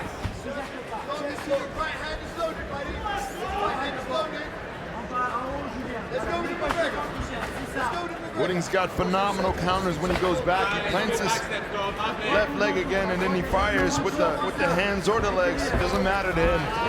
Lancing right hand snuck through for Wooding, but Lopez keeps coming. So I just heard the corner team of Dom Wooding say his right hand's loaded, use the McGregor. And if I know what that is, it's a little drop back counter left, like, oh, there it is. Like we saw against Aldo, like we saw against several of McGregor's opponents. And you can see Dom Wooding's got that footwork. Drops his back foot back, connects the foot to the canvas and trigger cross, or the scoop uppercut as he's looking for there. There's a right hand he connects with. Nice body kick and body shot after that. Beautiful work with that rear hand after using the right to off-balance Lopez.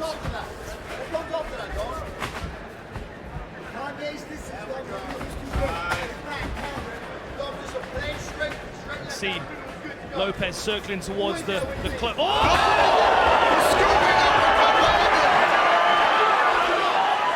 Lopez appears to have recovered, but now closes his guard on Dom Wooding. Man, how did he recover from that? It was beautiful.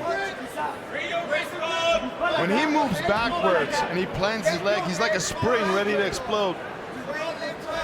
Beautiful uppercut.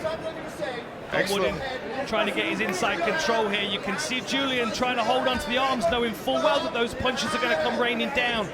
For Dom Wooding, the key is to keep those elbows either side of the body, but keep his hands off the mat. It's going to be hard for Lopez to set up submissions with that overhook, but as you said, Dan, it's more to recover right now, to keep him close. Don't let him explode again. I mean, he's doing excellent work, not allowing Dom Wooding to mount any significant offense here. Repositioning, stymieing any attack halfway through the round. Halfway through the round, Dom. 2.5 to go, Dom. Wooding's trying to sit up, create space. Good work here by Dom, pinning and posting, trying to create some space to land some strikes. First one he throws was a good one. Nice hammer fist. And now we're back into flying knee range.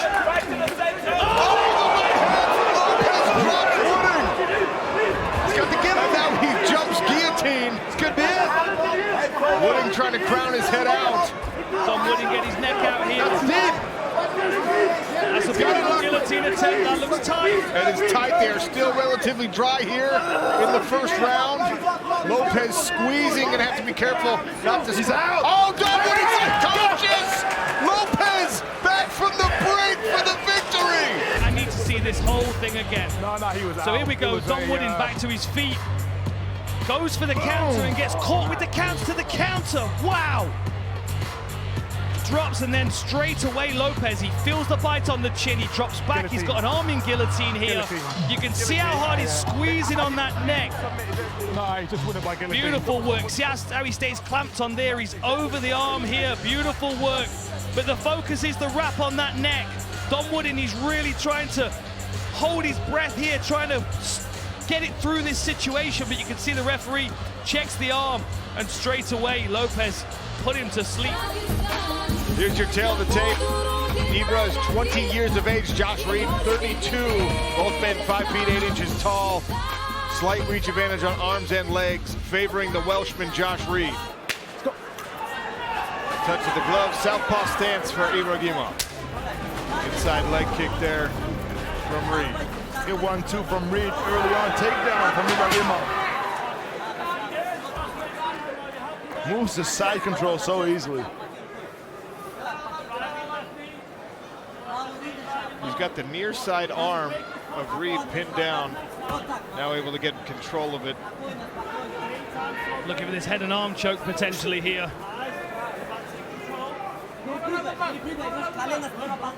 You can see it's physically very strong in this position. Josh Reed trying to destabilize his base as he That's deep already. This is already so deep. Josh Reed feeling the squeeze of Ibra 𝗘𝗦. There's a tap. Less than a minute. Ibra still undefeated. All right, let's have a look at this. Catches the kick, runs straight through, works past to side control immediately. And you can see the pressure straight away as he moves up to the top of the body. He's at the upper body. He flattens the shoulders down of Josh Reed here. And Josh is hanging onto this neck because he knows how dangerous this position. Straight over the arm, straight over the head, you can see here. Now he's isolated. Can you freeze it there for me, guys? Now you can see he's isolated this head and arm there. The pressure is going to come. What we're looking at is this little space here, that drive down. He's going to squeeze that space away. And in that little circle is the carotid artery, which is where Ibra is going to squeeze the shoulder of Josh Reed into his own neck. Look at that. He circles around. He's driving in. The force is going straight through the shoulder. And Josh Reed is trying to breathe here, but this head and arm is wrapped up. There's nothing you can do about that. That is a beautiful setup. A path that's clearly been drilled over and over again for 𝗘𝗥𝗢𝗣. And it is time now for another women's flyweight contest. 3 5-minute rounds between Chanel Dyer and Mirela Vargas. 23 years old is Chanel Dyer. Most of the time she's a younger fighter. That's not the case here. Mirela Vargas is 21 years of age, 2 inches taller for the Georgian, but the longer arms and legs belong to Chanel Dyer. Flyweight regular season contest here in Newcastle upon Tyne. I am on the edge of my seat for this, and I feel like I may abandon my seat in the next 2 minutes. I was not expecting these two to be so aggressive towards one another. And I think Mariam's going to be playing mind games all the way through this fight. She's going to be trying to distract Chanel, rile her, trying to get her to lose her composure. And that's going to be a real test for Chanel. You've already seen 𝗘𝗏𝗏 switch stances twice here.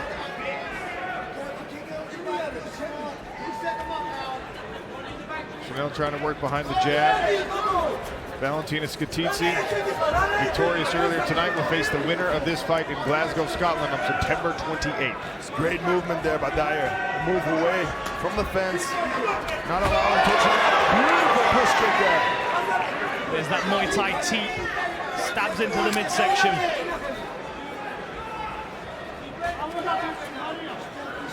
Just going back to a conversation we were having earlier, guys, about the fact that you don't have to throw with power all the time. That's what Chanel's very good at, is connecting and measuring her power until she sees her opponent is there for the taking, and then she starts to really throw with power. And look at this pressure into the fence here. As soon as 𝗘𝗨𝗥𝗢𝗣 switches stances, Dyer attacks that lead leg. Oh. Took the lead leg out from under the Georgia there. And then the combination on the stand-up. That's got 𝗘𝗨𝗥𝗢𝗣𝗣's attention. See, she's hands down. It's like she's trying to draw Chanel into throwing hands. I think she might try and level change. Chanel's got to be cautious of that as she gets confident with her striking here, but those low kicks are already doing real damage to that leg of Mariam 𝗘𝗘𝗥𝗣𝗑. Can't afford to take too many more. Well placed are these low kicks as well for Dyer. Good head movement there by 𝗘𝗘𝗥𝗣𝗑. I love how Dyer repositions herself after every action. She's ready to fire again.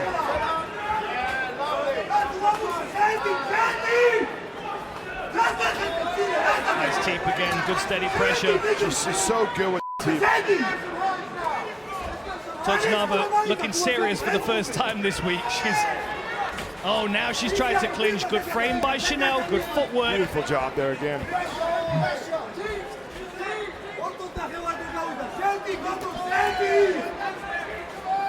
Chanel's starting to find her range here with her hands. You see the touching with the kicks over and over again. Racking up points, damaging the legs. Mariam 𝗘𝗘𝗥𝗣𝗣𝗑 just continues to run these laps around the cage. 2-3 times they've already circled past the broadcast position. Barely missed with the head kick there. Good head movement there. Tried the push kick to the face. I think 𝗘𝗘𝗥𝗣𝗑 is now starting to realize this might be more difficult for her to get into than she anticipated. Like, you've got to think she's had 11 fights compared to the 4 that Chanel's got. And she's been running through opponents as well, but this is a different level for 𝗘𝗘𝗥𝗣𝗑, as well as for Chanel, of course, but a lot of people are looking to Chanel in this bracket to be the one that sets the level for the women's flyweights. I'm willing to say that there's very few women on the planet that are able to deal with this kind of stand-up. The kind of stand-up Dyer is showing, it's phenomenal. Nice body shot there, she's very sharp, and it's a constant work rate as well. Back to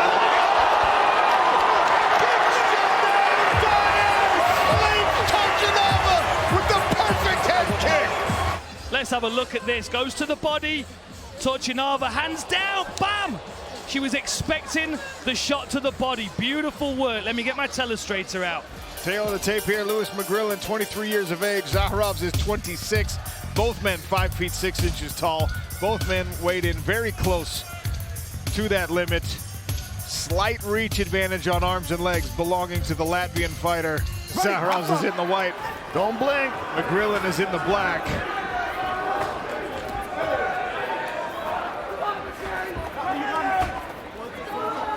Zaharov keeping that lead hand nice and high. He's surely expecting that left hand several times in this fight. They're both in the southpaw stance. Not always the look you get when you are a southpaw. McGrillen bouncing on his feet, trying to set up that left. Spinning kick misses there from McGrillen. And this is Mattis's defensive open. If he can draw McGrillen in here, try and get him to overcommit, he might be able to counter him. Nice lead high kick there from McGrillen. I like that addition to his game. That's another fun storyline in this fight. Manchester top team versus SBG. Nice calf kick there from Zaharovs. Yeah, good pressure here from McGrillen though. When McGrillen has this stance, he's prone to that calf kick.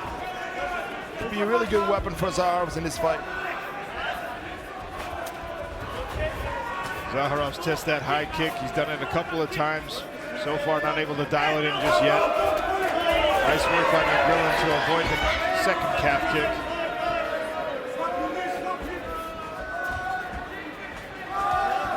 McGrillen doing a good job of measuring range here. Mattis is starting to throw some things back here though, threatened with the knee.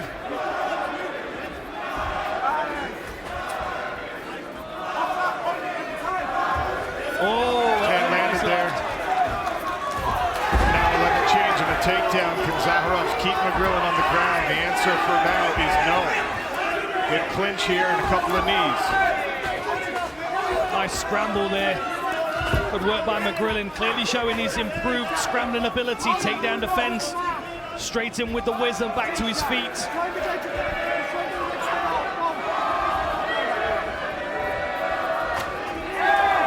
Good cover on that height. There he lands with the left. I like the patience from McGrillen. This was the big challenge, I think, for McGrillen in this fight, was to stay patient, find his opportunities. Nice level change again from Zaharov, but look at that takedown defense from McGrillen. Improvements again. Got to watch that knee. Nice work by Zaharovs here. Keeping McGrillen guessing. There's the knee again.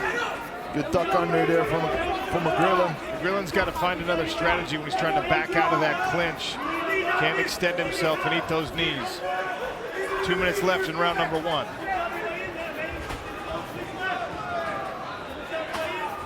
Well, McGrillen's lining him up for that left now. Nice kick. Got to be careful dipping his head. Zaharovs is reading it.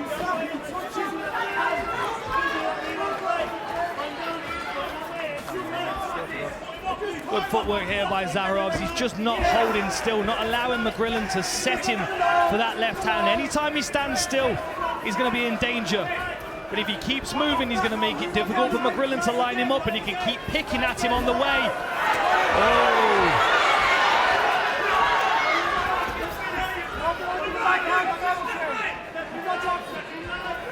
That lead high kick is very good, a very good technique to close the door on his opponent, moving away to the close side.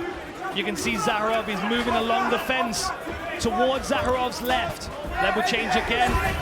Good defense by McGrillen, good head position. It's a good one too there from Zaharov. Beautiful work there. Finishing that combination straight through. Now 1 minute remaining in this first frame. Really trying to set him up with that head kick.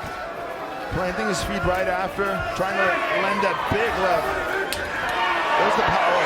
Sneaking around the guard somewhat.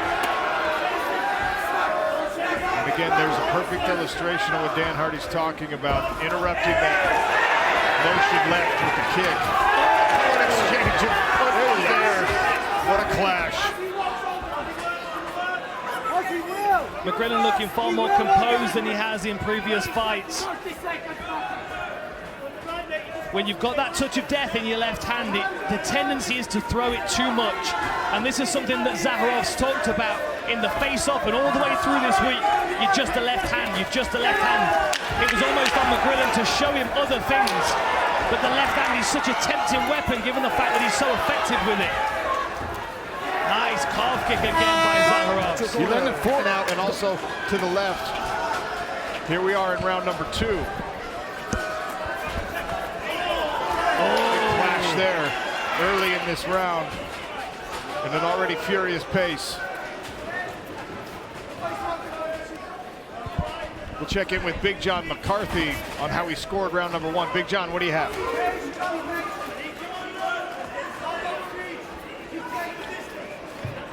Big difference you see is he's the one controlling the engagements. You see McGrillen is chasing him instead of cutting off. He keeps on following him around the cage.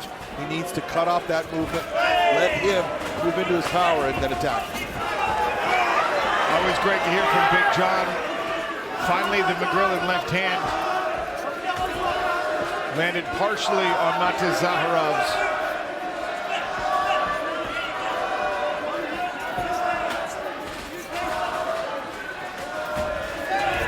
Good left hand from Zaharovs there.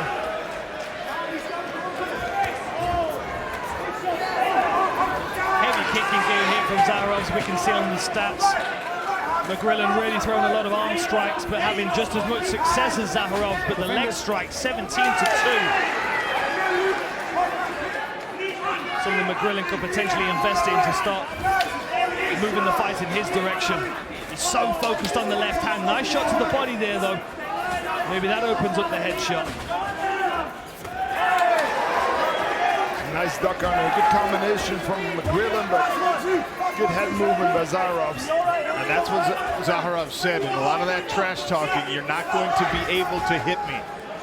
I'll be in and out. I'll be gone when that left hand goes whizzing by.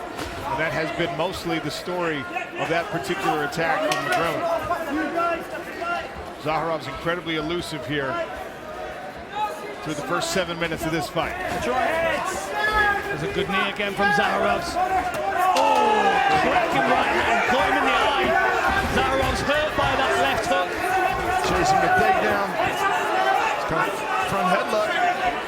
Cut him open. Yeah, that's a good cut above the eye of Zaharovs. Shows just how game Zaharovs is, though, because instead of reacting to it, it triggered an attack. Now getting it dialed in. Left hand to the body from McGrillen. The question as well is, can Zaharovs keep up this movement for another, what, half a fight? We've got half a round here, we've got a third round to go. He's moving a lot. If he at any point starts to slow down with this footwork, it's going to be much easier for McGrillen to start landing that left. And now McGrillen's got the confidence because he's landed and hurt him.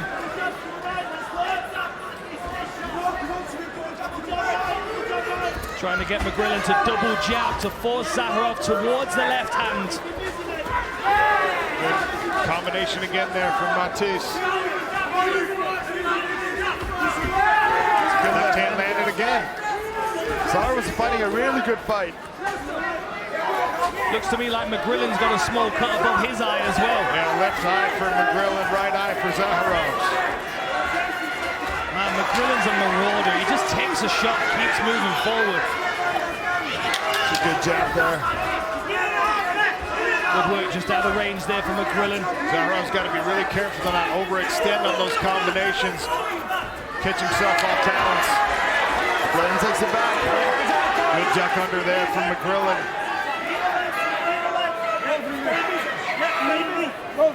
Minute to go. McGrillen's got the body lock, and now he climbs the top.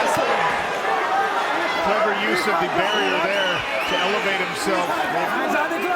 Oh, this is interesting. We've got a body triangle, we've got double underhooks. This is a strong position for McGrillen, who's now trying to chase the neck of Zaharovs. That left hand is just as dangerous on the floor, and Zaharovs is mounted. Good wrist control here by McGrillen, flattens his opponent out. And goes to work with that left hand. 30 seconds in this round. Still time to work. Nasty mount here for Lewis McGrillen. Zaharov's trying to work his way out of it. McGrillen on top heavy. Good job by Zaharovs to get back to his knee. Seen some real growth in McGrillen's game so far this fight. Get your toes out of the cage. Get your toes out of the cage. So he took the back earlier. He used his toes. Hands out of the cage, Lewis. Oh, good punch to the body here in Newcastle. Lewis McGrillen, black trunks. Matisse Zaharovs in the white. You take a look at the stats there. McGrillen with some scoring in round number 2. Big John McCarthy, how'd you score the second frame?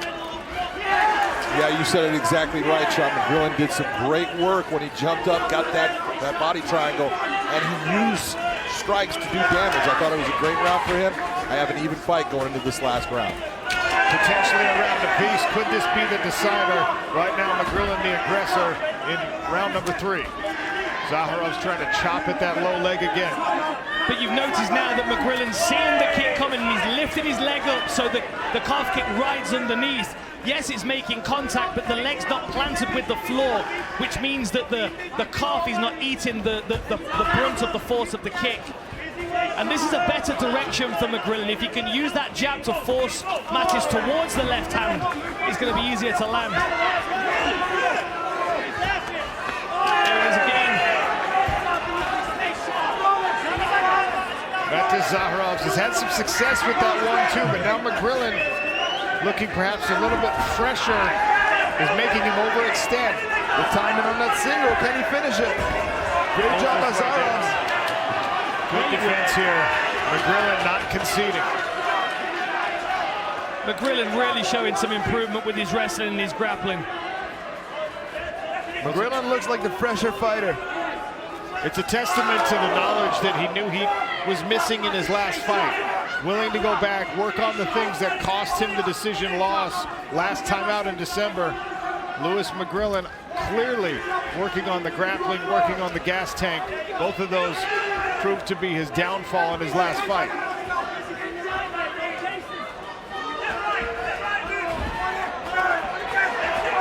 McGrillen pushing forward here. He may be winning. Shields watching on. He may be winning this on the scorecards purely by his forward pressure. Oh, and again with the left hand. Zaharov's really starting to struggle to keep this pace up, this movement. Oh, beautiful combination by McGrillen there. I think Lewis McGrillen here. I think Lewis McGrillen has recruited a new fan in Clarissa Shields. She is fully invested in this fight. Back to the body goes Lewis McGrillen. Zaharov's trying to find some offense here in the third round. Still McGrillen's in his rhythm though. Just a little more labored though this time around, Mattis. There's the left hand again. I think McGrillen's feeling like he might find his opportunity momentarily. 2 minutes to go. Jab to the body. We saw this earlier. Chanel Dyer's opponent kept circling the same direction around the smart cage barrier. Ate a head kick for the efforts. See if McGrillen tries to dial in a strike. There it is. Ooh. Almost did the same thing there. Man, oh, big knee. McGrillen eats it like a sandwich. Jeez. Takes the back again. See if he does the same thing with the fence. See Tom Aspinall through the fence. Yeah, Tom Aspinall sitting cage side, taking it all in. Gives us a wave. Hi, nice Tom. to have you here, Tom. This is great pressure from McGrillen here. Good body lock. Does he jump up onto the back again is the question here. Get your fingers out of gloves. Does he attempt that rear naked choke? Seeing much more of a well-rounded game from McGrillen this time around, and he was going to need it against Zaharov's, who's a very slick operator. But McGrillen has shown a very well-rounded skill set, maturity in his game this time around. And Mattis turns, but he looks tired, and McGrillen smiles at him. And he continues to unleash that left hand, still hunting for the knockout, but no longer dependent on the knockout and on that left hand because of what you mentioned, Dan. Much more well-rounded, growth in the game. And as cliche as it is, you often find out so much about fighters in a loss and after a loss. I think and a level change, and he gets the takedown. Beautiful job by McGrillen. Really answering the call here. Wow. He's saying who can't grapple. Beautiful work here, and he's double underhooks as well, which makes it nice. Great performance. Rides out the round on the back. Fight from both of these guys. Ladies and gentlemen, after 3 rounds of action, we go to the judges' scorecards. All 3 judges scored this bout 29-28. For your winner, via unanimous decision, the Margarita, Lewis McGrillen. Here's your tale of the tape. Jack Grant, 31 years of age. Charlie Leary is 10 years older. Grant is an inch taller. They weighed in a dead heat. Arm reach, that advantage goes to Jack Grant. Winner moves on to Glasgow in a welterweight playoff fight against Florine Zendel. Oh, come shot straight away. How you want to start? Accidental. That's what we wear a cut for. Jack, just go to the neutral corner for a second, okay? Let's go. Oh, there, right. Back to the action immediately. Charlie Leary not wanting to waste time. Commitment on that strike there from Jack Grant. The combination. Oh, here we go. Now in the clinch. Oh, big power from Jack Grant there. A little rock'em sock'em there. Reminiscent of Brown. Look at that. Belly to back. Big slam. And Charlie Leary's.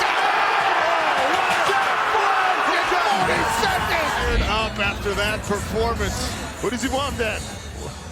I don't know what he was saying to Dan Hardy. I think he wanted to fight someone, but... Let's have a look at this. Come on, Truck. Come on, freeze the suplex for me. So here we go. You can see Jack Grant's got his head caught here at the moment, but watch how he keeps circling. Play it on. You're going to see his head pop out here. He's going to get to the back. Head pops out. Wow, look at this. So the body lock, he's going to pull him all the way over the top. Poor old Charlie Leary is going to land right on the back of his head here. He's going to land right on this spot here, play it through. Bam, look at that. And the disorientation, Charlie Leary's trying to regather his senses, and Jack Grant attacks him like a berserker. Tail the tape for this one. Your co-main event, Kane Musa, 37. Dylan Tuke is 9 years younger. Tuke is also 3 inches taller. Has a 2-inch advantage on the arm reach. Co-main event. Touch of the gloves. Southpaw stance for both men. Although you can't really count on it to stay the same for Dylan Tuke for more than a few minutes. A few seconds, really.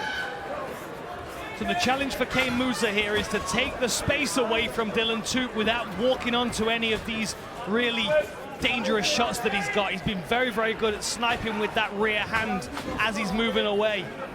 So Kane's got to be very strategic how he takes the cage away from him. You can see the feints here from Dylan Tuke. That's going to buy him some space, keep Musa guessing.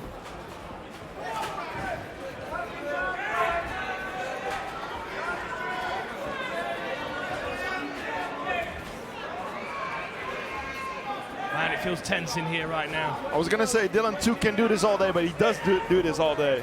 This is how he moves, even when he's not fighting. He can't sit still. He can never sit still.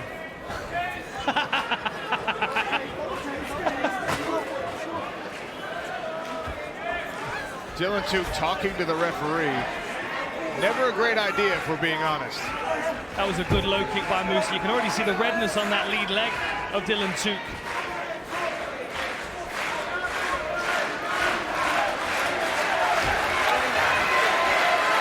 Kane edging his way forward here, holding that center circle.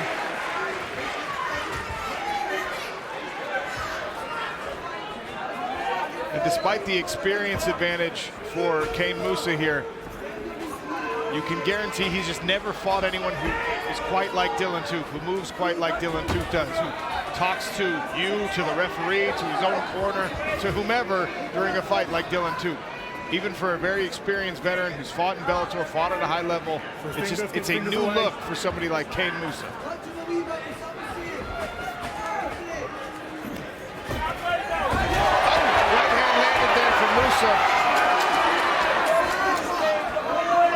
Gareth A. Davies part of the coverage tonight. Gareth, what do you make of this young man and this matchup?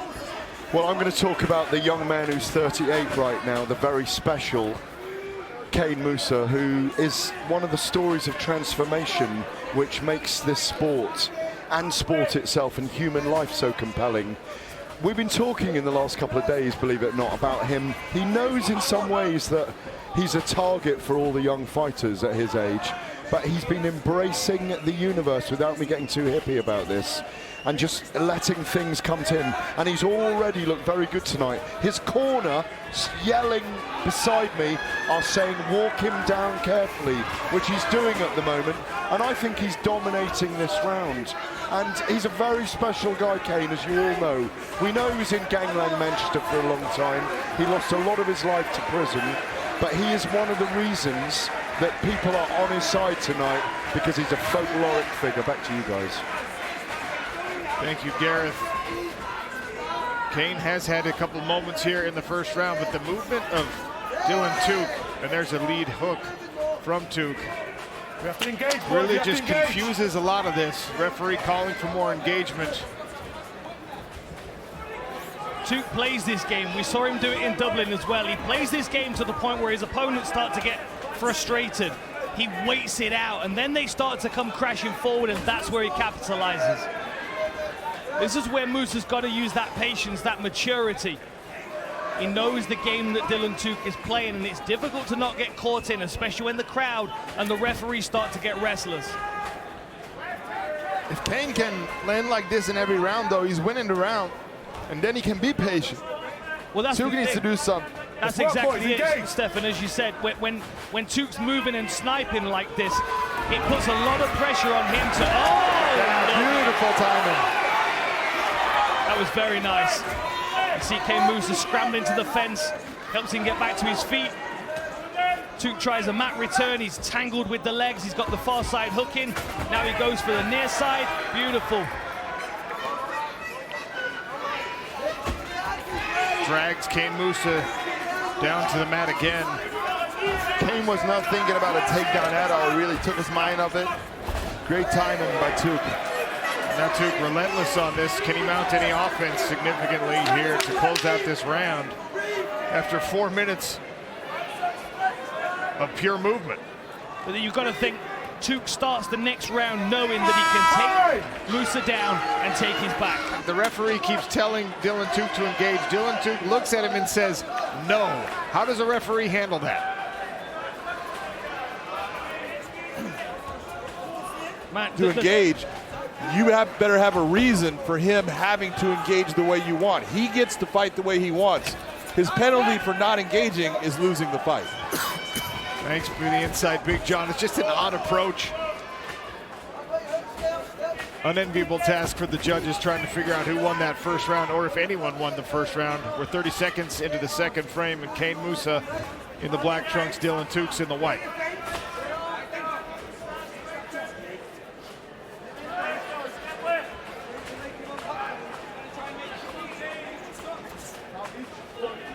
You can hear the corner team of 𝗘𝗦 saying he's going to try and make you reach.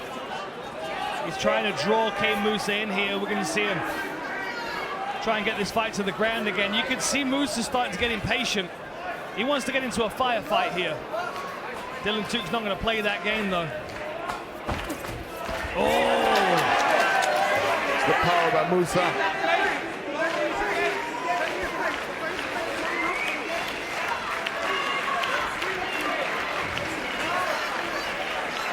Trying to make something happen here.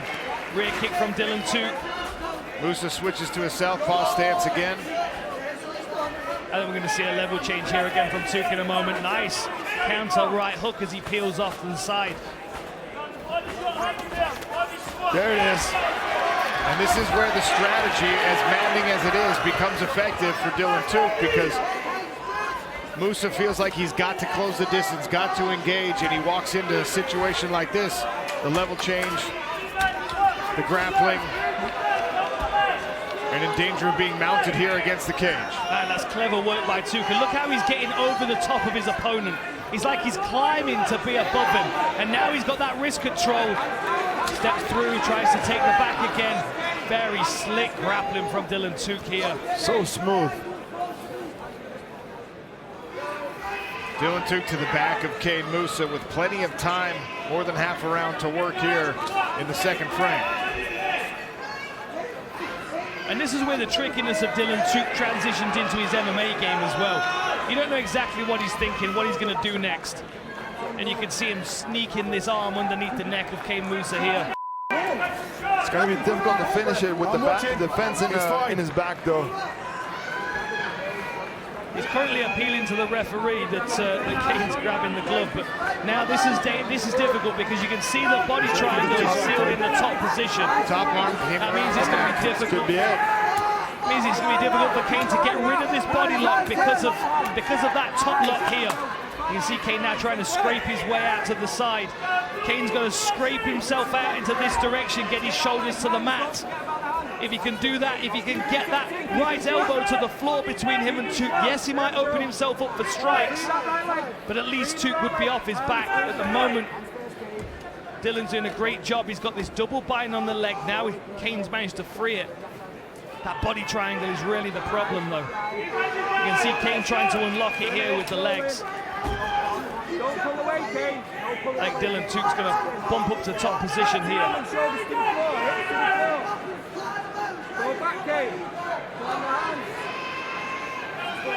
The fence is taking away a lot of options for Dylan Tuk here.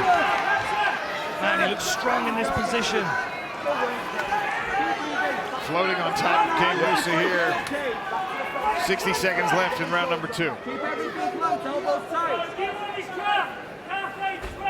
And we have to keep in mind that 𝗘𝗨𝗥𝗢𝗣𝗣's just been dealing with this for 15 minutes against last year's champion. It's going to be interesting to compare those two performances. If Dylan Tooke's able to get the win here, you know he's going to be wanting to fight Ksouba at some point in the future. Obviously, this is outside of the lightweight bracket, and Ksouba's already made his way through to the next round. So Tooke's just going to try and make as much noise as possible here, but he's going to have a more impressive victory. And 𝗘𝗨𝗥𝗢𝗣𝗣 gave Jakub Ksouba all he could handle. It's good job by Musa fighting the hands here, keeping pressure on the hands of Tooke. Because of that, he can't really drag him over the mat. Good knees to the body from both of these guys.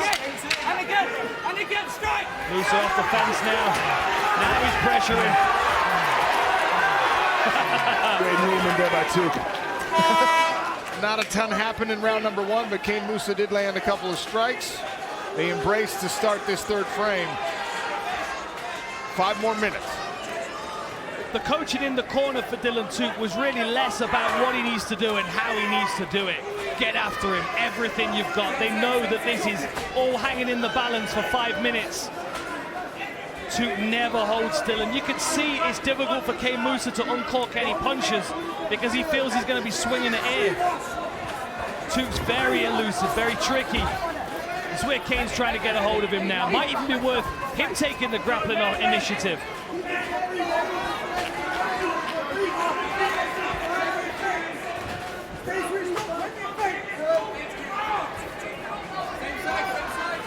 Kane's very aware of the takedown. Dylan shows it to him. The timing on the takedowns has been phenomenal for Tooke, and there he goes again. Man, nice. Tooke's wrestling looks so much better than it did last year, and he looked good last year, but you can see the improvement. Does a great job getting a hold of him with his long arms, wrapping his arms around him, getting that body lock, and then taking him down. 90 seconds gone here in this third round. Let's check in with Big John McCarthy, see how he has it through 2.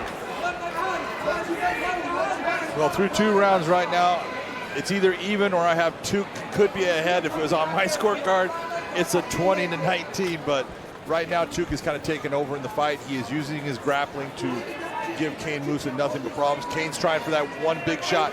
He needs to just touch Tooke. When you're going for that big knockout, it usually doesn't come. Thank you, Big John McCarthy, a lesson many fighters have learned the hard way. Kane's got 3 minutes, managed to get himself free of that entanglement. And look, great work by Tooke to get it to the ground. No offense from that position, which makes the judge's job even harder. Now he's grabbing a clinch. There was a knee in there. There's another. Stylistically, when Dylan Tooke is not part of the regular season, trying to advance to the playoffs, this strange and often very conservative approach, it befuddles me, quite frankly. It's not a fan-pleasing style. It's not something that's going to get you further calls. Dylan Tooke has the ability to make these fights more engaging. Lucy doing a good job of defending this takedown. He's going to try and find himself off the fence here. 2 minutes now to go. Fingers right in the cage, dude.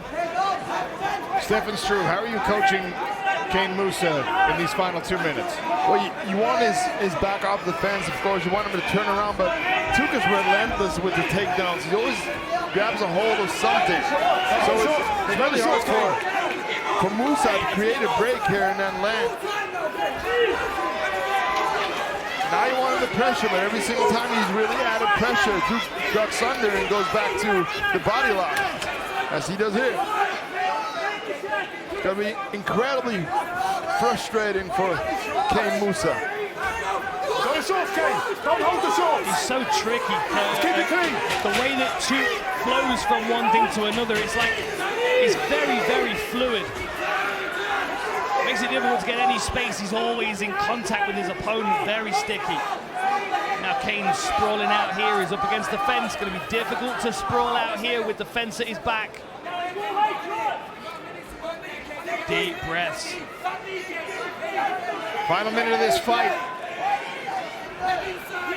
Let's keep working, Dylan.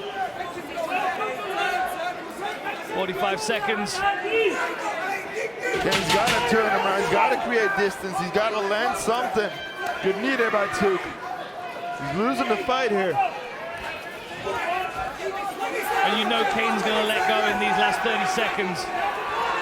Big, deep breaths. Goes for the body shot. Pushes 𝗘𝗨𝗥. Body shot again. Nice work on that knee from Dylan 𝗘𝗨𝗥. Kane Musa trying to dirty box.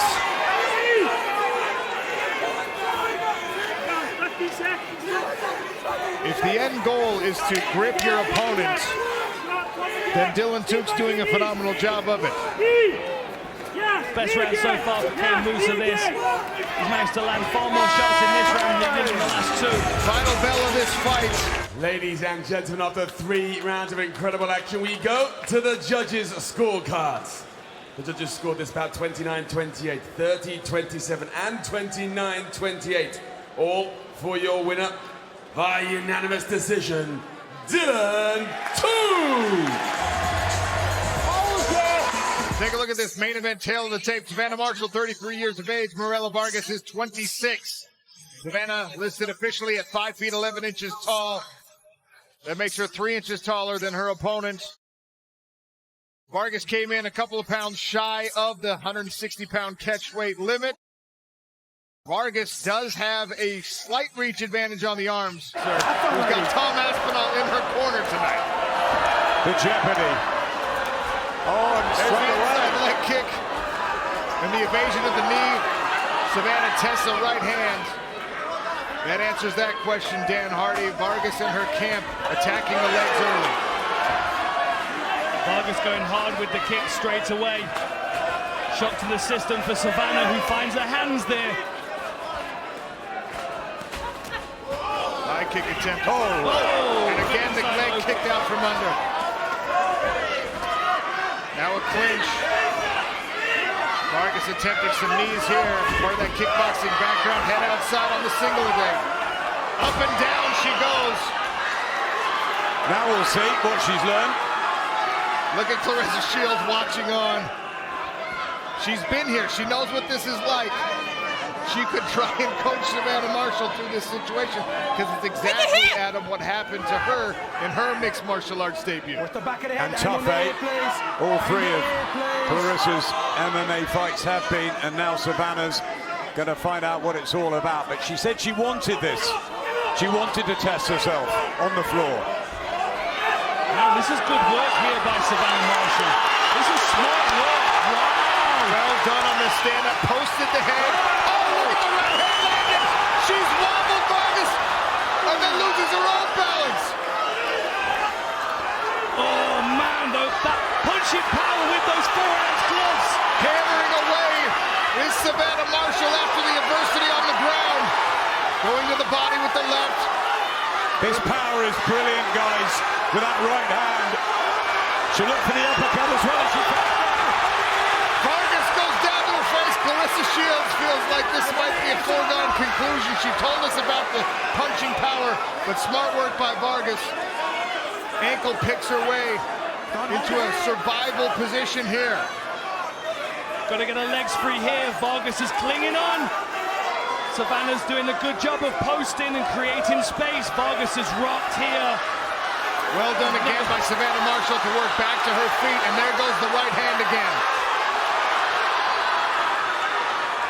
How exciting is this, guys?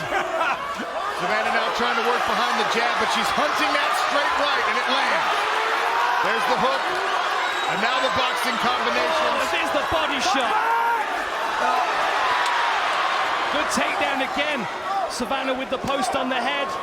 She's thrown a few strikes. She's got 2 minutes left to go here. And this is where the shock to the central nervous system comes if you're not used to being underneath somebody in a grappling exchange. Got to be really careful about controlling the breathing. Make sure that you don't leave anything out there by itself. Arms, legs, neck, Savannah Marshall doing the right things right now. She seemed to be clinging on there, Vargas, a couple of times, but wow, it can change just like that. Absolutely it can. Here's a shoulder choke opportunity from Mirela Vargas.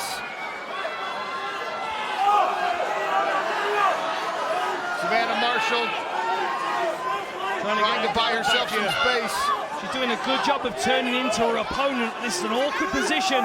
Stuck in a head and arm triangle. Looks like she's got three. Safe there, and now working her way to the top.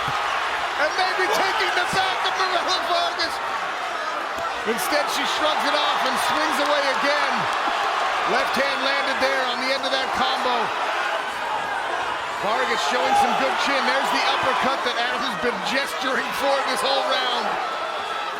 Man, Vargas is swinging back. How's she hanging in there, Mirela Vargas? Wow, what courage. She is gassed. There's the jab and the lancing right hand from Savannah Marshall, who smells blood at the end of this first round. This could be it. Referee's having a look. Vargas is swinging back. Savannah Marshall showing the power. Nothing coming back at all. In a boxing ring, it'll be stopped. And it might be here, and there it is!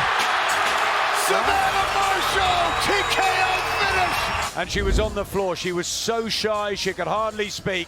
The confidence in her. She's grown so much. Peter Fury mentoring her, training her in the boxing world. And the Aspinalls now taking her to another level here in MMA. She is a diamond, an absolute diamond, Sean.